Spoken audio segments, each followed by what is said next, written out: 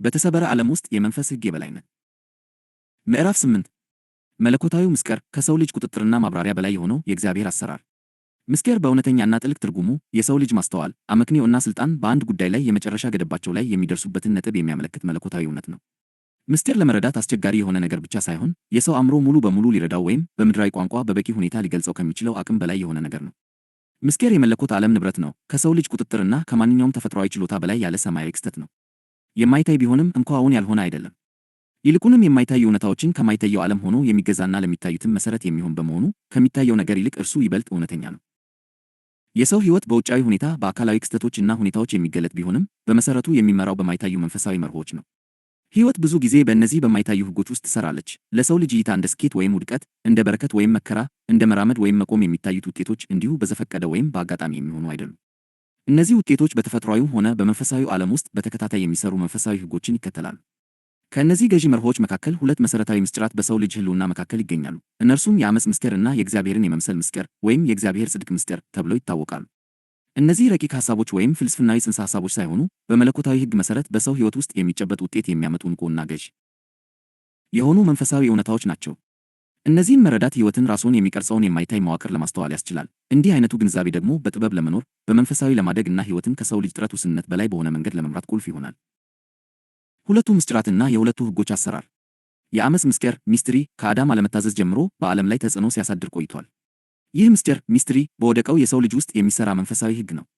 እርሱም የኃጢአትና የሞት ሕግ ተብሎ ይጠራል።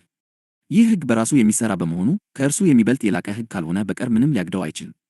ቅዱስ ቃሉ እንደሚለው የዓመፅ ምስጢር ሚስትሪ አሁን እንኳ ይሰራልና ብቻ የሚያግደው ከመንገድ እስኪወገድ ድረስ አሁን የሚከለክል አለ። ሁለተኛው ወደ ተሰሎንቄ ሰዎች ምዕራፍ 2 ቁጥር 7። ይህ የዓመፅ ምስጢር ሚስትሪ ዛፍ ዛሬም አሁንም በዚህ ሰዓት በዓለም ላይ በንቃት እየሰራ መሆኑን ያረጋግጣል። ለምሳሌ የስበት ሕግ ግራቪቲ ያለ ምንም ውጫዊ ኃይል ግፊት በራሱ በወጥነት የሚሰራ ሕግ ነው። እንደ ስበት ሕግ ሁሉ የዓመፅ ምስጢር ሚስትሪ ቀድሞውኑ በሥራ ላይ ነው። በላቀ ሕግ እስካልተወገደ ድረስ ሥራውን ይቀጥላል። የስበት ሕግ በኤሮዳይናሚክስ ወይም በመኪና ግፊት የላቁ ሕጎች ሊሸነፍ እንደሚችል ሁሉ የዓመፅ ምስጢርም በላቀ ሕግ ብቻ ሊሸነፍ ይችላል።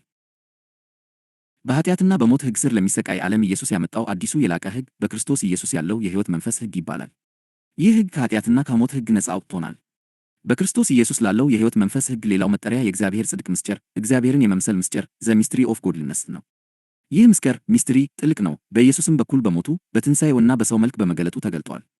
ለብዙ ትውልዶች ተሰውሮ የነበረው ምስጢር ሚስትሪ አሁን ታውቋል። እግዚአብሔርን በሥጋ ተገለጠ፣ በመንፈስ ጸደቀ፣ ለመላእክት ታየ፣ በአሕዛብ መካከል ተሰበከ፣ በዓለም ታመነ፣ በክብር ጠረገ። ያለ ጥርጥርም የእግዚአብሔር ጽድቅ ምስጢር፣ እግዚአብሔርን የመምሰል ምስጢር ታላቅ ነው። የመጀመሪያው ወደ ጢሞቴዎስ ምዕራፍ 3 ቁጥር 16። ይህ የከበረው የእግዚአብሔር ጽድቅ ምስጢር እግዚአብሔርን የመምሰል ምስጢር ነው። ጳውሎስ ስለዚህ ምስጢር ሚስትሪ እንዲህ ብሏል። ይህም ምስጢር ከዘላለምና ከትውልዶች ጀምሮ ተሰውሮ የነበረ ምስጢር ሚስትሪ ነው፣ አሁን ግን ለቅዱሳኑ ተገልጧል።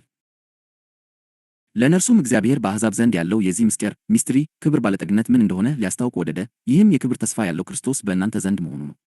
እያንዳንዱንም ሰው በክርስቶስ ፍጹም አድርገን እንድናቆም ሰውን ሁሉ እየገሰጽን ሰውንም ሁሉ በጥበብ ሁሉ እያስተማርን የምንሰብከው እርሱ ነው። ወደ ቆላስይስ ሰዎች ምዕራፍ 1 ቁጥር 26 እስከ 28።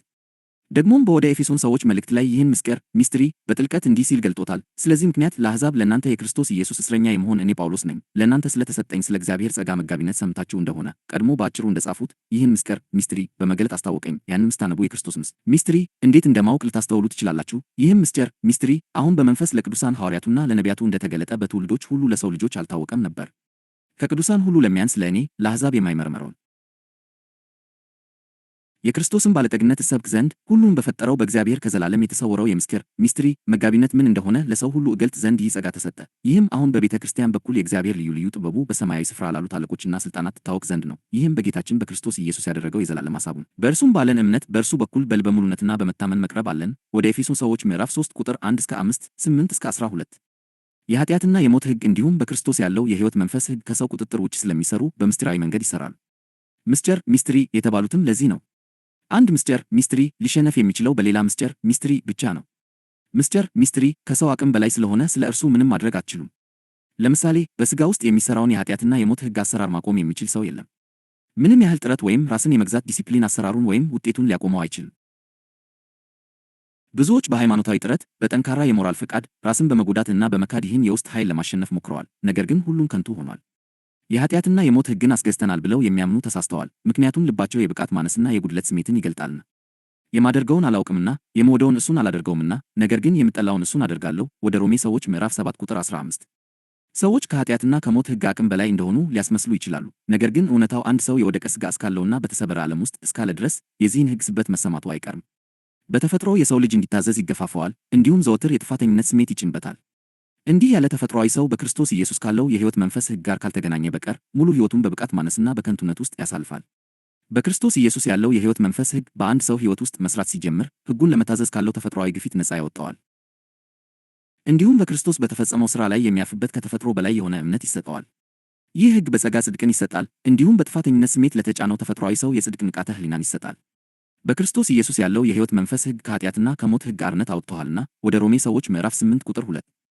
ምንም እንኳ የኃጢአትና የሞት ሕግ በአማኝ ሥጋ ውስጥ መስራቱን ቢቀጥልም እግዚአብሔር የላቀ ሕግን ማለትም የሕይወት መንፈስ ሕግን አስተዋውቋል፣ በሰውም መንፈስ ውስጥ አኑሮታል። በምንድንበት ጊዜ እግዚአብሔር በሥጋ ውስጥ ያለውን የኃጢአትና የሞት ሕግ አሰራር አያስወግደውም። ይልቁንም ሙሉ በሙሉ በአዲስ መርሆች ላይ የሚሠራ አዲስ የሕይወት ሕግ በመንፈስ ውስጥ ይሰጣል። እነርሱም እምነት፣ ጸጋ፣ ቅድመ ሁኔታ የሌለው ፍቅርና የጽድቅ ስጦታ ናቸው። ከሥጋ የተነሣ ስለደከመ ለሕግ ያልተቻለውን እግዚአብሔር የገዛ ልጁን በኃጢአተኛ ሥጋ ምሳሌ በኃጢአትም ምክንያት ልኮ አድርጓልና ኃጢአትንም በሥጋ ኮነነ። ወደ ሮሜ ሰዎች ምዕራፍ 8 ቁጥር 3። የእግዚአብሔር ቃል በወደ ኤፌሶን ሰዎች ምዕራፍ 2 ላይ እንደሚያስተምረን እኛ ገና በኃጢአታችንና በመተላለፋችን ሙታን ሳለን እግዚአብሔር ሕይወትን ሰጠን ወይም ከክርስቶስ ጋር አብሮ አስነሳን። በበደላችሁና በኃጢአታችሁ ሙታን ነበራችሁ፣ ከእርሱ ጋር ሕያዋን አደረጋችሁ። ወደ ኤፌሶን ሰዎች ምዕራፍ 2 ቁጥር 1 እና 5። አዲስ ሕይወት ሲሰጠን እግዚአብሔር የኃጢአትን ሕግ ከማንነታችን ውስጥ አላጠፋውም። ወደ ቆላሲስ ሰዎች መልእክትም እግዚአብሔር በኃጢአትና በሞት ሕግ በሚሠራበት በኃጢአት አካል ውስጥ ሳለን በክርስቶስ ሕያው እንዳደረገን ያረጋግጣል። እናንተም በበደላችሁና ሥጋችሁን ባለመገረዝ ሙታን በሆናችሁ ጊዜ ከእርሱ ጋር ሕያዋን አደረጋችሁ። ወደ ቆላሲስ ሰዎች ምዕራፍ 2 ቁጥር 13። ወደ ሮሜ ሰዎች ምዕራፍ 7 ደግሞ እነዚህ ሁለት ሕጎችና ምስጢራት በአማኝ ሕይወት ውስጥ ንቁ ሆነው እንደሚቀጥሉ ያረጋግጣል። የማደርገውን መልካሙን ነገር አልሠራም፣ ነገር ግን የማልፈልገውን ክፉውን ነገር ማድረጌን እቀጥላለሁ። ወደ ሮሜ ሰዎች ምዕራፍ 7 ቁጥር 19። ነገር ግን የምሥራቹ ዝም ብለን በክርስቶስ በመሆናችን ብቻ የኃጢአትና የሞት ሕግ ውጤቶችና መዘዞች በኢየሱስ ደም ይወገዳሉ። ደሙ በማስተስረያ ኃይሉ የኃጢአትን ፍርዶችና መዘዞች በወሳኝ ሁኔታ አስወግዷል። በእርሱም እንደ ጸጋው ባለጠግነት መጠን በደሙ የተደረገ ቤዛነታችንን አገኘን፣ እርሱም የበደላችን ይቅርታ ነው። ወደ ኤፌሶን ሰዎች ምዕራፍ 1 ቁጥር 7። በክርስቶስ ባለው የሕይወት መንፈስ ውስጥ ያለው የኢየሱስ ደም በኃጢአትና በሞት ሕግ ስር ለተሰሩ ኃጢአቶች ዘላቂ ስርየትን ይሰጣል። እንዲሁም በውስጣችን ያለውን አዲሱን የመንፈስ ሕግ በእምነት ስንቀበል ውጤቶቹንና መዘዞቹን ሁሉ ዘወትር ይሽራል። ለዚህ ነው ጳውሎስ ለዚህ ሞት ከተሰጠ ሰውነት ማን ያድነኛል ብሎ ከጠየቀ በኋላ በጌታችን በኢየሱስ ክርስቶስ ለእግዚአብሔር ምስጋና ይሁን ብሎ የመለሰው። ወደ ሮሜ ሰዎች ምዕራፍ 7 ቁጥር 24 እስከ 25። ከዚያም እንዲህ አለ፣ እንግዲህ እኔ በአእምሮዬ ለእግዚአብሔር ሕግ፣ በሥጋዬ ግን ለኃጢአት ሕግ እገዛለሁ። ይህንንም ያለው ያለ ኩነኔ ነው። እንዲህም ሲል ደመደመ፣ እንግዲህ በክርስቶስ ኢየሱስ ላሉት አሁን ኩነኔ የለባቸውም። በክርስቶስ ኢየሱስ ያለው የሕይወት መንፈስ ሕግ ከኃጢአትና ከሞት ሕግ አርነት አውጥቶኛልና። ወደ ሮሜ ሰዎች ምዕራፍ 8 ቁጥር 1 እስከ 2። ይህ የሚያመለክተው ዝም ብለን በክርስቶስ በመሆናችን ብቻ ከኃጢአትና ከሞት ሕግ ፍርድና መዘዞች ለዘላለም ነፃ መውጣታችንን ነው። ከኃጢአታችን ፍርድም ሆነ ከኃጢአትና ከሞት ሕግ ባርነት ለመላቀቅ በክርስቶስ መሆን ብቻ ነው የሚጠይቀው። እግዚአብሔር ከኃጢአታችን ጥፋትና መዘዞች እኛን ነፃ ለማውጣት የኃጢአትና የሞት ሕግን ኃይል ሙሉ በሙሉ እስክናሸንፍ ድረስ አይጠብቅም። እንዲህ ቢያደርግ ኖሮ በጸጋ ስር ባልሆንን ነበር፣ እንዲሁም ቀጣይነት ያለው የኢየሱስ ደም ሥራ ትርጉም አልባ ይሆን ነበር። በክርስቶስ በደሙ የሆነ ቤዛነትና የኃጢአት ይቅርታ አለን። በእርሱም እንደ ጸጋው ባለጠግነት መጠን በደሙ የተደረገ ቤዛነታችንን አገኘን፣ እርሱም የበደላችን ይቅርታ ነው። ወደ ኤፌሶን ሰዎች ምዕራፍ 1 ቁጥር 7። እኛ ራሳችን በገዛ ቃላችን በራሳችን ላይ ለማምጣት ካልመረጥን በቀር ፍርድ ሊያመጣብን የሚችል ምንም አይነት ኃጢአት የለም። የአመፅ ምስክር በመጽሐፍ ቅዱስ ውስጥ በወደቀው የሰው ልጅ ውስጥ በዓለም አቀፍ ደረጃ የሚሠራ ገዢ መንፈሳዊ መርህ ወይም የኃጢአትና የሞት ሕግ ተብሎ ተገልጧል። ተጽፎ እንደሚገኘው የኃጢአት ደመወዝ ሞት ነውና የእግዚአብሔር የጸጋ ስጦታ ግን በጌታችን በክርስቶስ ኢየሱስ የዘላለም ሕይወት ነው። ወደ ሮሜ ሰዎች 6 23። ይህ የሥነ ምግባር መግለጫ ብቻ ሳይሆን ከሰው ልጅ ግንዛቤ እጅግ በራቀ ደረጃ ምክንያትና ውጤትን የሚያስተሳስር የማይለወጥ መንፈሳዊ ሕግ መገለጥ ነው። ኃጢአት በታወቀ ድርጊት ቢገለጥም ወይም ከሰው ልጅ ውድቀት የተወረሰ ቢሆንም ይህንን ሕግ ያነቃቀዋል። ውጤቱም ከአካላዊ ሞት ባለፈ በእያንዳንዱ የሰው ልጅ ሕይወት ዘርፍ ውስጥ በመግባት ውስንነትን፣ ባርነትን፣ መበስበስንና ሥርዓት አልበኝነትን ያስከትላል። ይህም እንደ ተደጋጋሚ ውድቀት፣ ምክንያቱ የማይታወቅ ኪሳራ፣ መቀጨጭ፣ ጭቆና፣ ድህነትና ኩነኔ ባሉ አጥፊ መንገዶች ይገለጣል። እነዚህ እውነታዎች ብዙ ጊዜ ከሚታዩ ምክንያቶች ጋር ያልተያያዙ ቢመስሉም በዚህ መሠረታዊ መንፈሳዊ ሕግ የሚመሩ ናቸው። ይህ ሕግ በተለየ ሁኔታ ጥልቅ የሚያደርገው ስውር አሰራሩ ነው። ሁልጊዜ ከሰው አመክንዮ ወይም ከሚታይ ፍትሐዊነት ጋር ላይስማማ ይችላል። ከገጽታ በታች ብዙ ጊዜ ከሰው ንቃትና ቁጥጥር ውጭ ይሰራል። ትጉህ፣ ሥርዓታማ፣ በሥነ ምግባር የታነጹ እና ቅን የሆኑ ግለሰቦች እንኳ በምክንያት ሊገለጽ የማይችል መከራ፣ ኪሳራ ወይም ውድቀት ለምን እንደሚገጥማቸው ይህ ያብራራል። የኢዮብ ታሪክ የዚህ ምስክር ትልቅ ማሳያ ነው። መጽሐፍ ቅዱስ እንዲህ ይላል፣ በውፅ አገር ስሙ ኢዮብ የተባለ አንድ ሰው ነበረ። ያም ሰው ፍጹምና ቅን፣ እግዚአብሔርንም የሚፈራ ከክፋትም የራቀ ነበረ። ኢዮብ 1:1 ነገር ግን ቅን ቢሆንም እንኳ አስከፊ ኪሳራን፣ ብርቱ መከራንና ጥልቅ ስቃይን አስተናግዷል። ጽድቁ ከኃጢአትና ከሞት ሕግ ጥልቅ አሰራር ሊጠብቀው አልቻለም። ይህ የሚያሳዝን እውነትን ይገልጣል። የሰው ልጅ ስነ ምግባር፣ ሥርዓትና ጥረት ጠቃሚና አስፈላጊ ቢሆኑም ሕይወትን የሚገዙ የማይታዩ መንፈሳዊ ኃይሎችን ለማሸነፍ በቂ አይደሉም። ተፈጥሯዊው ሰው ሊያስተዳድራቸው፣ ሊቆጣጠራቸው ወይም አስቀድሞ ሊገምታቸው ከሚችላቸው አቅሞች በላይ ለሆኑ ኃይሎች ተጋላጭ ነው። የዓመፅ ምስጢር የሰውን ጥረት ውስንነት ያጋልጣል፣ እንዲሁም የሰው ሕይወት ብዙ ጊዜ ከሰው ልጅ ቁጥጥር ውጭ ለሆኑ ኃይሎች ተገዢ መሆኑን ያሳያል። ከዚህ በተቃራኒ ሌላውና ከፍተኛው ሕግ ይቆማል። ይህም በክርስቶስ ኢየሱስ ያለው የሕይወት መንፈስ ሕግ ሆኖ የተገለጠው የእግዚአብሔርን የመምሰል ምስጢር ነው። ይህም የእግዚአብሔር ጽድቅ ምስጢር ተብሎም ይገለጻል። ሐዋርያው ጳውሎስ እንዲህ በማለት እንደተናገረው በክርስቶስ ኢየሱስ ያለው የሕይወት መንፈስ ሕግ ከኃጢአትና ከሞት ሕግ አርነት አውጥቶኛልና ወደ ሮሜ ሰዎች 8:2 ይህ ሕግ የኃጢአትንና የሞትን ሕግ የሚቃወም ብቻ ሳይሆን ይልቁንም ይበልጠዋል፣ ይሽረዋል፣ እንዲሁም የበላይ የሆነ ገዢ መርህን ያቆማል። ይህ ሕግ በኢየሱስ ክርስቶስ የተፈጸመ ሥራ አማካኝነት የሚሠራ ሲሆን በምሕረት በይቅርታና በጽድቅ ስጦታ በሚገለጥ መለኮታዊ ጸጋ ውስጥ ይፈሳል። የኃጢአትና የሞት ሕግ ውስንነትንና ጥፋትን በሚያመጣበት ቦታ የሕይወት መንፈስ ሕግ ግን በረከትን፣ ሞገስን፣ መታደስን፣ ጥበቃን፣ ብልጽግናንና የዘላለም ሕይወትን ይለቃል። የጠፋውን የመመለስ፣ የተበላሸውን የመቀየር እንዲሁም የተትረፈረፈ፣ አስተማማኝ እና የማይናወጥ ሕይወትን የመመስረት ኃይል አለው። ይሁን እንጂ ይህ ሕግም በሚስጥር ይሠራል። ከሰው አመክንዮ፣ ጥረት ወይም የጊዜ አቆጣጠር ጋር አይጣጣም። መገለጦቹ ብዙ ጊዜ ባልታሰበና ሊብራር በማይችል ሁኔታ ይታያሉ። ሞገስ በድንገት ሊመጣ ይችላል፣ ኪሳራዎች ሊቀለበሱ ይችላሉ፣ ምንም ባልነበረበት ቦታ ድሎች ሊፈጠሩ ይችላሉ፣ እንዲሁም ሕይወት በጥረት ብቻ ሊገለጽ በማይችል ሁኔታ ወደፊት ሊራመድ ይችላል። ይህ እንዲሁ በአጋጣሚ የሚሆን ሳይሆን ሕይወት በመጨረሻ የሚመራው በሰው ልፋት ሳይሆን በመለኮታዊ ጸጋ መሆኑን የሚያሳይ የላቀ መንፈሳዊ እውነት አሰራር ነው። ተጽፎ እንደሚገኘው በነገር ሁሉ ሁልጊዜ የራሳችሁ የሆነው ሁሉ እንዲበቃላችሁ ለበጎ ሥራ ሁሉ ትተርፉ ዘንድ እግዚአብሔር ጸጋን ሁሉ ሊያበዛላችሁ ይችላል። ሁለተኛ ወደ ቆሮንቶስ ሰዎች 9:8 ይህ መለኮታዊ ጸጋ የተትረፈረፈ ንቁና ማንኛውንም የሕይወት ዘርፍ ለመደገፍ በቂ መሆኑን ይገልጣል። የኢዮብ ሕይወት እንደገና ጥልቅ ማሳያ ሆኖ ያገለግላል። መከራው የኃጢአትና የሞት ሕግ አሰራርን የገለጠ ቢሆንም መታደሱ ደግሞ የሕይወት መንፈስ ሕግ አሰራርን ገልጧል። የእግዚአብሔርን ጸጋ፣ ሞገስና ጽድቅ ባገኘ ጊዜ ያጣው ነገር ሁሉ ተመልሶለት እንዲያውም ተባዝቶለታል። የራሱ ጽድቅ ሊጠብቀው ያልቻለውን በመለኮታዊ ጸጋ የተገኘው የጽድቅ ስጦታ ሊደግፈውና ሊያጸናው ችሏል። ይህም የሚያሳየው የሰው ልጅ ጽድቅ ዋጋ ቢኖረውም በመጨረሻ ሕይወትን የሚጠብቅ የሚያድስና የሚያረጋጋው ከእግዚአብሔር የሚመጣው ጽድቅ መሆኑን ነው። ስለዚህ ጥበብ ሕይወት የሚታይበትና የሚመራበት መንገድ እንዲለወጥ ትጠራለች። ሕይወትን በሰው ጥረት ሊታይ፣ ሊቆጣጠር ወይም ሊደረስበት በሚችል ነገር ላይ ብቻ ከመመስረት ይልቅ በእነዚህ ምስጢራት መነጽር እንድንመለከት ትመክረናለች። የሰው ልጅ ስነ ምግባር፣ ትጋት፣ ሥርዓትና ክህሎት አስፈላጊነታቸው እንደ ጸና ቢቆይም እንደ መጨረሻ መሠረት ግን በቂ አይደሉም። መሠረታዊ የሆኑትን መንፈሳዊ ሕጎች ስለማይመለከቱ ዘላቂ መረጋጋትን፣ ስኬትን ወይም ጥበቃን ዋስትና ሊሰጡ አይችሉም። እውነተኛ መረጋጋት፣ ዘላቂ ብልጽግናና የማይናወጥ ደህንነት የሚገኙት ሕይወት በእግዚአብሔርን የመምሰል ምስጢር ውስጥ ሲተከልና በክርስቶስ ካለው የሕይወት መንፈስ ሕግ ጋር ሲሰማማ ብቻ ነው። በጥበብ መኖር ማለት የሰው ልጅ ቁጥጥር ውስንነትን ማወቅና ለላቀው መለኮታዊ እውነት አገዛዝ ራስን ማስገዛት ማለት ነው። በራስ ጥረት ከመታመን ይልቅ በክርስቶስ በተፈጸመው ሥራ መታመንና በጸጋው መመካት እንዲሁም ራስን ከሕይወት መንፈስ ጋር ማሰለፍ ነው። የእግዚአብሔርን የመምሰል ምስጢር የዓመፅን ምስጢር ውጤቶች የመሻር እንዲሁም አሸናፊ፣ የተትረፈረፈና አስተማማኝ ሕይወትን የመመስረት ኃይል እንዳለው ማመን ነው። እነዚህ እውነታዎች እንዲሁ ቲዎሪ ብቻ ሳይሆኑ በጥልቀት ተግባራዊ የሆኑና በዕለት ተዕለት ሕይወት ውስጥ የሚታዩ ናቸው። አንዳንዶች ሳይታክቱ ይለፋሉ፣ ጊዜያቸውንና ጥረታቸውን ያፈሳሉ፣ ነገር ግን አሁንም በጎደሎ በዕዳ ወይም በመቀጨጭ አዙሪት ውስጥ ታስረው ይገኛሉ። ሌሎች ደግሞ በተፈጥሯዊ መንገድ ሊብራራ በማይችል ቅልጥፍና የሚበለጽጉ ይመስላል። ግንኙነቶች፣ የሥራ መስኮች፣ ፋይናንስና ጤና ሁሉም በእነዚህ መንፈሳዊ እውነታዎች ተጽዕኖ ይደርስባቸዋል። ሕይወት የሚመራው በሚታዩ ድርጊቶች ብቻ ሳይሆን በማይታዩ መርሆች ጭምር ነው። ይህንን ማወቅ ትሕትናን፣ ትዕግሥትንና እምነትን የሚያሳድግ ሲሆን በሰው ጥረት ከመታመን ይልቅ በእግዚአብሔር ቸርነት ላይ እንድንደገፍ ይጠራናል። በጣም ጻድቅና በሥነ ምግባር የታነጹ ግለሰቦች እንኳ ሙሉ በሙሉ ሊብራራ የማይችል ምስጢራዊ መከራ ሊገጥማቸው ይችላል። ነገር ግን አንድ ሰው በሕይወት መንፈስ ሕግ አሰራር ስር ሲሆን መታደስና መከበር ይቻላል። ይህም እውነተኛ ድል በጥረት ብቻ ሳይሆን ከመለኮታዊ ጸጋ ጋር በመሰለፍ እንደሚገኝ ይገልጣል። በተፈጥሯዊ ሕይወት እንኳ ሳይቀር ሀብት፣ ጤና፣ ግንኙነቶችና ዕድሎች ብዙ ጊዜ ከሰው ቁጥጥር ውጭ በሆነ መንገድ ይንቀሳቀሳሉ። አንዳንዴ በጣም ጠንክረው የሚሰሩ ሰዎች በጎደሎ ውስጥ ሲቀሩ፣ ሌሎች ደግሞ ባልታሰበ ሁኔታ ከፍ ይላሉ። መንፈሳዊ ሕጎችን መረዳት እነዚህ ገጠመኞች በዘፈቀደ የሚሆኑ ሳይሆኑ ጥልቅ የሆኑ ገዢ እውነታዎች ውጤቶች መሆናቸውን ይገልጣል። እነርሱም የኃጢአትና የሞት ሕግ እንዲሁም የሕይወት መንፈስ ሕግ ናቸው። ስለዚህ ጥበብ ራሳችንን ከእግዚአብሔር ቸርነት ጋር እንድናሰልፍና ለመንፈሱ እንድንገዛ ትጠራናለች።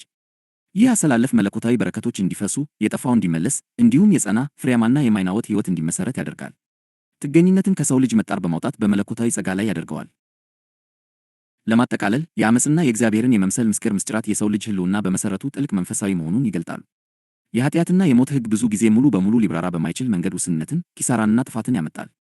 በክርስቶስ ያለው የሕይወት መንፈስ ሕግ ግን ነፃነትን፣ መታደስንና የሕይወትን ሙላት ያመጣል። የሰው ልጅ ስነ-ምግባር፣ ጥረትና ክህሎት ለሥርዓትና ለኃላፊነት አስፈላጊ ቢሆኑም የመጨረሻዎች ግን አይደሉም። የመንፈሳዊ ሕጎችን አሰራር ሊተኩ አይችሉም። እውነተኛ ድል፣ ዘላቂ ደህንነትና እውነተኛ ብልጽግና የሚገኙት ሕይወት በእግዚአብሔርን የመምሰል ምስጢር ላይ ሲመሠረትና በክርስቶስ ባለው የሕይወት መንፈስ ሲመራ ብቻ ነው። በዚህ እውነት ውስጥ ደግሞ ተጽፎ እንደሚገኘው የማይናወጥ መተማመን አለ። ሞት ቢሆን፣ ሕይወትም ቢሆን፣ መላእክትም ቢሆኑ፣ ግዛቶችም ቢሆኑ፣ ያሉትንም ቢሆን፣ የሚመጡትንም ቢሆን፣ ኃይላትም ቢሆኑ፣ ከፍታም ቢሆን፣ ዝቅታም ቢሆን፣ ሌላ ፍጥረትም ቢሆን በጌታችን በክርስቶስ ኢየሱስ ካለ ከእግዚአብሔር ፍቅር ሊለየን እንዳይችል ተረድቻለሁና። ወደ ሮሜ ሰዎች 8:38-39 የመደየትና የመከራ ምስጢራዊ አሰራር። ወዳጆች ሆይ በሕይወት ውስጥ ብዙ ሰዎች ሊያዩት የማይችሉት አንድ እውነታ አለ። በሕይወት ውስጥ የሚገጥሙ መደየት፣ መከራና ተደጋጋሚ መሰናክሎች ሁልጊዜም ከስንፍና፣ ከጥረት ማጣት ወይም ከመጥፎ ውሳኔዎች የሚመጡ አይደሉም። በሀገራት፣ በቤተሰቦችና በግለሰቦች ላይ የሚሰራ አንድ ምስጢራዊ መንፈሳዊ አሰራር አለ። ይህ አሰራር ለሰው ዓይን በማይታይ መንገድ የሚሰራ በመሆኑ ሕይወት ፍትሐዊ ያልሆነች፣ ሁኔታዎችም ለማሸነፍ የማይቻሉ እንዲመስሉ ያደርጋል። አንዳንድ ሀገራት ለትውልዶች በመደየት አዙሪት ውስጥ ተይዘዋል። አንዳንድ ቤተሰቦች ከገንዘብና ከማኅበራዊ ችግሮች በላይ ለመውጣት ዘወትር ይታገላሉ። አንዳንድ ግለሰቦች ደግሞ በትጋታቸው፣ በሥራ ወዳድነታቸውና በብልህነታቸው ላይ ተደጋጋሚ መከራ ይገጥማቸዋል። እነዚህ ተሞክሮዎች በዘፈቀደ የሚመጡ አይደሉም። እነርሱ የችግርንና የዕጣ ፈንታን እስራት አጽንቶ ከሚጠብቅ የማይታይ መንፈሳዊ ኃይል የሚመጡ ናቸው። ይህ ኃይል ቅዱስ መጽሐፍ የኃጢአትና የሞት ሕግ ብሎ በሚጠራው መሠረት ይሠራል። የኃጢአትና የሞት ሕግ በሰው ሕይወት ውስጥ ያለውን የዓመፅ ኢኒኩዌቲ ሸክም የሚቀጣ የሚገታና ጠብቆ የሚያቆይ መንፈሳዊ መርህ ነው። በሥራው ላይ አድሎ የሌለበት ሲሆን በተፈጥሯዊው ዓለም ውስጥ ምስጢራዊ ወይም ሊገለጡ የማይችሉ በሚመስሉ ሁኔታዎች ውስጥ ይገለጣል። አንዳንድ ሰዎች በዚህ ኃይል ስር ባሉ ሀገራት፣ ቤተሰቦችና ሁኔታዎች ውስጥ ይወለዳሉ። በዚህም ምክንያት ለማሸነፍ የማይቻሉ የሚመስሉ ችግሮችን ይለማመዳሉ። ትውልዶች የችግራቸውን እውነተኛ መንስኤ ሳይረዱ በዚህ ሸክም ስር ሊኖሩ ይችላሉ። ሐዋርያው ጳውሎስ በኃጢአትና በሞት ሕግ እንዲሁም በክርስቶስ ሕይወትን በሚያመጣው ሕግ መካከል ያለውን ልዩነት ሲያስረዳ እንዲህ ይላል። የኃጢአት ደመወዝ ሞት ነውና የእግዚአብሔር የጸጋ ስጦታ ግን በጌታችን በክርስቶስ ኢየሱስ የዘላለም ሕይወት ነው። ወደ ሮሜ ሰዎች ምዕራፍ 6:23 ይህ የቅዱስ መጽሐፍ ክፍል የኃጢአትና የሞት ሕግ የማይቋርጥ የቅጣትና የገደብ ዑደትን እንደሚያመጣ ይገልጣል። በአንጻሩ ግን በክርስቶስ በኩል የሚገኘው የእግዚአብሔር ስጦታ ሕይወትን፣ ነፃነትንና መታደስን ያመጣል። መደየት፣ መከራና ተደጋጋሚ መሰናክሎች ብዙ ጊዜ የኃጢአትና የሞት ሕግ መገለጫዎች ናቸው። ከተፈጥሯዊ ማብራሪያ በላይ የሚሠራ መንፈሳዊ ኃይል ስለሆነ ምንም ያህል የሰው ጥረት ወይም ብልህነት ሊያሸንፈው አይችልም። ሆኖም እግዚአብሔር በዚህ ምስጢራዊ እስራት ስር ለሚሰቃዩ ለእያንዳንዱ ግለሰብ፣ ቤተሰብና ሀገር መፍትሔ አዘጋጅቷል። ያ መፍትሔ በክርስቶስ ኢየሱስ ባለው የሕይወት መንፈስ ሕግ ውስጥ ይገኛል። ይህ ሕግ በሰው ጥረት፣ በሥራ ወይም በመታገል ላይ የተመሠረተ አይደለም። እርሱ የሚሠራው በመስቀል ላይ በክርስቶስ በተፈጸመው ሥራ በኩል በተገኘው በጸጋና በጽድቅ ስጦታ መሠረት ነው። የኃጢአትና የሞት ሕግ ቅጣትንና ገደብን ሲያመጣ፣ የሕይወት መንፈስ ሕግ ግን ነፃነትን፣ ኃይልን፣ ፈውስን፣ ብልጽግናንና መለኮታዊ ሞገስን ያመጣል። እርሱ የትውልድ መደየትን ሰንሰለት የሚሰብርና መከራን ወደ በረከት የሚቀይር የማይታይ ኃይል ነው። ሀገራት፣ ቤተሰቦችና ግለሰቦች ምስጢራዊ መሰናክሎችን፣ መደየትን ወይም ተደጋጋሚ መከራን ሲለማመዱ ንቁ የሆነ መንፈሳዊ እርምጃ መውሰድ አለባቸው። ይህ ደግሞ በእምነት አማካኝነት የሕይወት መንፈስን ሕግ ማሳተፍን ይጠይቃል። እምነት የሰው ጥረት ብቻውን ሊያሳካው የማይችለውን የእግዚአብሔርን ኃይል የሚያነቃቃ ቁልፍ ነው። ሰዎች በእምነት የክርስቶስን ጽድቅ በሕይወታቸው ላይ ማወጅ፣ ጸጋውን መቀበልና በሥርዓት የያዟቸው መንፈሳዊ ኃይሎች መቃወም ይችላሉ። እምነት ዝምተኛ ፓሲቪ የሆነ እምነት አይደለም። እርሱ በእግዚአብሔር ተስፋዎችና በክርስቶስ ድል ላይ የሚደረግ ሆን ተብሎ የተደረገ የመተማመን ተግባር ነው። ይህ እምነት ዘወትር ተግባራዊ በሚሆንበት ጊዜ የኃጢአትና የሞት ሕግ ተጽዕኖዎች ይጠፋሉ፣ እንዲሁም የብልጽግና የጥበቃና የኃይል መንፈሳዊ መሠረቶች ይመሠረታሉ። በመደየትና በመከራ ላይ የሚደረገው ውጊያ በዋነኝነት መንፈሳዊ ነው። በትምህርት፣ በሀብት ወይም በፖለቲካዊ እንቅስቃሴ ብቻ የሚሸነፍ ውጊያ አይደለም። ድሉ የሚመጣው ከሕይወት መንፈስ ሕግ ጋር በመስማማት በክርስቶስ ጽድቅ በመታመንና ለእግዚአብሔር ቃል በመታዘዝ በመመላለስ ነው። ከመደየት አዙሪት በላይ የሚወጡ ሀገራት ይህን የሚያደርጉት የትግላቸው መንፈሳዊ ተፈጥሮ ስለሚረዱና የእግዚአብሔርን ዝግጅት ስለሚቀበሉ ነው። የትውልድ መከራን የሚያሸንፉ ቤተሰቦች የጸጋንና የጽድቅን መርሆች በእምነት ስለሚጠቀሙ ነው። ከተደጋጋሚ መሰናክሎች ነፃ የሚወጡ ግለሰቦች የእግዚአብሔር የሕይወት ሕግ ከኃጢአትና ከሞት ሕግ እንደሚበልጥ ስለሚገነዘቡ ነው። መደየት፣ መከራ ወይም የትውልድ መሰናክሎች ምንም ያህል ስር የሰደዱ ቢመስሉም በክርስቶስ በኩል ሊሸነፉ ይችላሉ። የኃጢአትና የሞት ሕግ የማይቋርጥ ቢመስልም በሕይወት መንፈስ ሕግ ፊት ግን አቅመቢስ ነው። የእግዚአብሔርን ጸጋ የሚቀበሉ ጽድቁን የሚረከቡና በክርስቶስ በተፈጸመው ሥራ ላይ እምነታቸውን የሚለማመዱ ሀገራት፣ ቤተሰቦችና ግለሰቦች ከተፈጥሯዊ ማስተዋል በላይ በሆነ መንገድ ፈውስን፣ መታደስን፣ አቅርቦትን፣ ጥበቃን፣ ኃይልና በረከትን ይለማመዳሉ። በአንድ ወቅት ይዘዋቸው የነበሩት ምስጢራዊ መሰናክሎችና ገደቦች ከተፈጥሮ በላይ በሆነ ብልጽግናና ነፃነት ይተካሉ። ይህም የእግዚአብሔር ኃይል ሁልጊዜም በዓለም ላይ ካለው የዓመፅ ኃይል እንደሚበልጥ ያሳያል። የመደየትና የመከራ ምስጢራዊ ኃይላት የመጽሐፍ ቅዱስ አሰራር። ወዳጆች ሆይ በሕይወት ውስጥ የሚገጥሙ የመደየት የመከራና ተደጋጋሚ መሰናክሎች ተሞክሮዎች ብዙ ጊዜ ከተፈጥሯዊ ሁኔታዎች በላይ ናቸው። መጽሐፍ ቅዱስ እንደሚያስተምረን የሀገራትን የቤተሰቦችንና የግለሰቦችን ሕይወት የሚገዙ ከቴንቱ በጀርባ የሚሰሩ ምስጢራዊ መንፈሳዊ ኃይላት አሉ። እነዚህ ኃይላት በማይታይ ሁኔታ የሚሰሩ ሲሆን ውጤታቸውም ሕይወት ፍትሐዊ ያልሆነች፣ አስጨናቂና በሰው ጥረት ብቻ ለማሸነፍ የማይቻል እንዲመስል ያደርጋል። አንዳንድ ሀገራት ለትውልዶች በመደየትና በስቃይ አዙሪት ውስጥ ታስረው ይቀራሉ። አንዳንድ ቤተሰቦች በሥራ ቢተጉም ተደጋጋሚ መሰናክሎች ይገጥሟቸዋል። አንዳንድ ግለሰቦች ደግሞ ሊገለጥ የማይችል መከራ ይደርስባቸዋል። እነዚህ ክስተቶች በዘፈቀደ የሚመጡ ሳይሆኑ ለሰው ዓይን በማይታይ ሁኔታ የሚሰሩ መንፈሳዊ መርሆች ውጤቶች ናቸው። እነዚህ ኃይላት ብዙ ጊዜ ቅዱስ መጽሐፍ የኃጢአትና የሞት ሕግ ብሎ ከሚጠራው ጋር የተያያዙ ናቸው። ይህ ሕግ ቅጣትን፣ ገደብንና ዓመፅን ኢኒኩዌቲ የሚያመጣ መንፈሳዊ መርህ ነው። በሥራው ላይ የማያቋርጥ ሲሆን ሙሉ ሀገራትን፣ ቤተሰቦችንና ግለሰቦችን ሊነካ ይችላል። አንዳንድ ሰዎች በዚህ ሕግ ስር ወደሆኑ ስፍራዎችና ሁኔታዎች ይወለዳሉ። በዚህም ምክንያት ሕይወታቸው በማይታይ ሰንሰለት ውስጥ እንደታሰረ ሆኖ ይለማመዱታል። ትውልዶች የችግራቸውን መንፈሳዊ መንስኤ ሳይረዱ በእነዚህ ሸክሞች ስር ሊኖሩ ይችላሉ። መጽሐፍ ቅዱስ ለዚህ ብዙ ምሳሌዎችን ይሰጠናል። ለምሳሌ ሀገራት በሰው አእምሮ ሊገለጥ የማይችል የጭቆናና የስቃይ አዙሪት ሊለማመዱ ይችላሉ። በዮሴፍ ዘመንና በኋላም በዘጸአት ወቅት የነበረችው ግብፅ ይህን እውነት ታሳያለች። የፈርዖን ግብፅ የጭካኔ እስራትና የጭቆና ምድር ነበረች። እስራኤላውያንም ለከባድ የጉልበት ሥራ ተዳርገው ነበር። ሀገሪቱ ራሷ በመንፈሳዊ ኃይላት ተጽዕኖ ስር ስለነበረች ምንም ያህል የሰው ጥረት ወይም ብልህነት የጭቆናውን ሰንሰለት ሊሰብር አልቻለም ነበር። ሆኖም የእግዚአብሔር ከተፈጥሮ በላይ የሆነ ጣልቃ ገብነት እስራኤላውያንን ጠብቆ ነፃ አውጥቷቸዋል። ይህም እንዲህ ካሉ ኃይላት የሚገኝ ነፃነት ሁልጊዜም መንፈሳዊ መሆኑን ያሳያል። ቤተሰቦችም የእነዚህ የማይታዩ ኃይላት ተጽዕኖ ይደርስባቸዋል። የያዕቆብና የልጆቹ ቤተሰብ ግልጽ ምሳሌ ይሆነናል። የዮሴፍ ወንድሞች በባርነት ሸጡት፣ ይህም በቤተሰቡ ላይ የዓመታት መከራን አመጣ። ይህ የሚያሳየው መንፈሳዊ ኃይላት በቤተሰቦች ውስጥ ስቃይን፣ መሰናክልንና ግጭትን ለመፍጠር ሊሰሩ እንደሚችሉ ነው። ሌላው ምሳሌ በኢያሱ ወልደ ነቤ ምዕራፍ 7 ላይ የምናገኘው የአካን ቤተሰብ ነው። የእርሱ ኃጢአት በመላው የእስራኤል ሕዝብ ላይ ሽንፈትን አምጥቶ ነበር። እነዚህ ምሳሌዎች ዓመፅና መከራ በትውልዶች መካከል ሊሰሩ እንደሚችሉና ውጤቱም ጽድቅ እስኪመለስና የእግዚአብሔር የሕይወት ሕግ እስካልተሰራ ድረስ እንደሚቀጥል ያሳያሉ። ግለሰቦችም ከነዚህ ኃይላት ነፃ አይደሉም። ኢዮብ ከማብራሪያ በላይ የሆነ ስቃይን የቀመሰ ሰው ትልቁ ምሳሌ ነው። እርሱ ጻድቅ፣ ነቀፋ የሌለበትና ቅን ሰው ነበረ። ሆኖም ሀብቱን፣ ልጆቹንና ጤንነቱን አጣ። መጽሐፍ ቅዱስ እነዚህ ክስተቶች በማይታየው ዓለም ውስጥ የተቀነባበሩ መሆናቸውን ያሳያል። ይህም በጣም ታማኝ የሆኑት እንኳ በመንፈሳዊ ኃይላት ሊነኩ እንደሚችሉ ያስረዳል። የኢዮብ ስቃይ በግል ኃጢአቱ ምክንያት ሳይሆን በመንፈሳዊው ዓለም ውስጥ ባለው የኃጢአትና የሞት ሕግ አሰራር ምክንያት ነበር። አዲስ ኪዳን እነዚህ መንፈሳዊ ኃይላት የአንድ ትልቅ ምስጢር አካል መሆናቸውን ይገልጣል።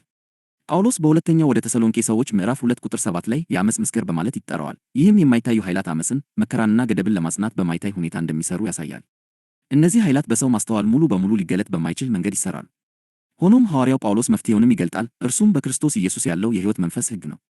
ወደ ሮሜ ሰዎች ምዕራፍ 8 ቁጥር 2 በክርስቶስ ኢየሱስ ያለው የሕይወት መንፈስ ሕግ ከኃጢአትና ከሞት ሕግ አርነት አውጥቶኛልና በማለት ያውጃል።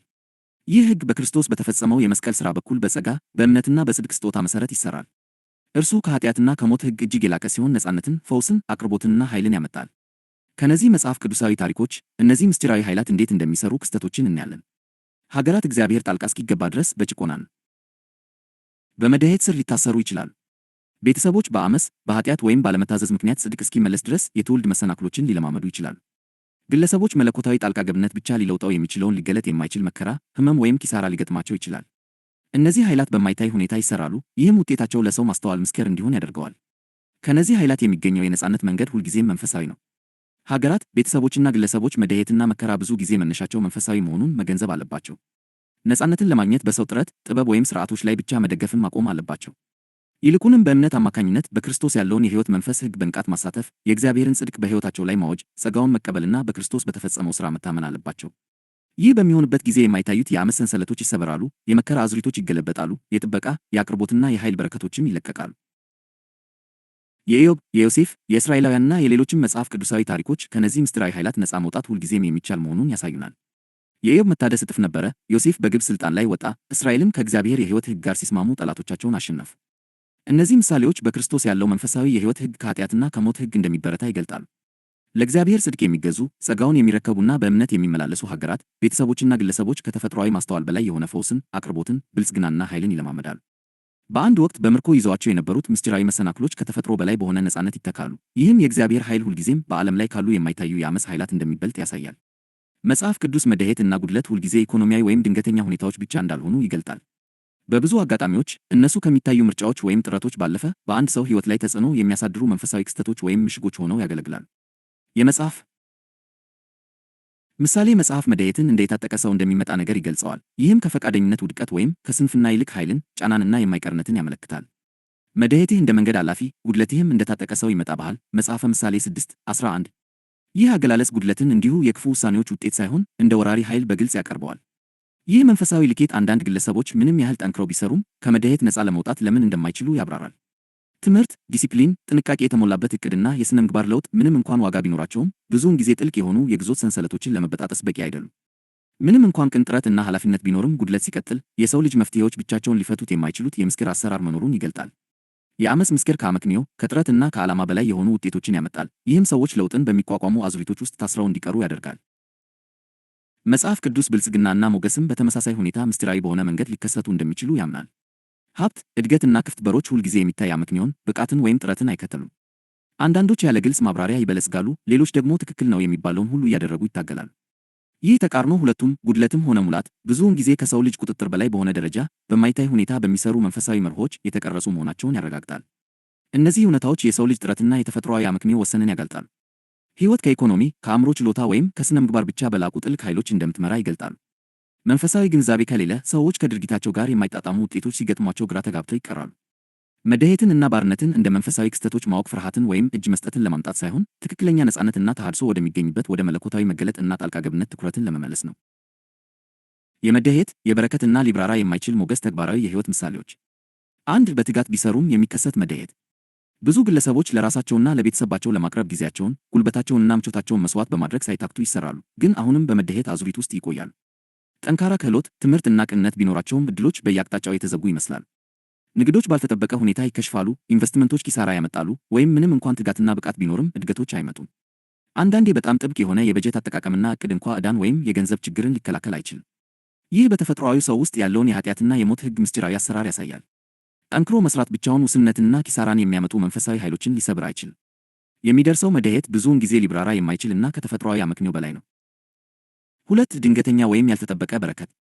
በተቃራኒው ደግሞ በረከትን በታምራዊ ወይም በማይገባ ሁኔታ የሚለማመዱ ግለሰቦች አሉ።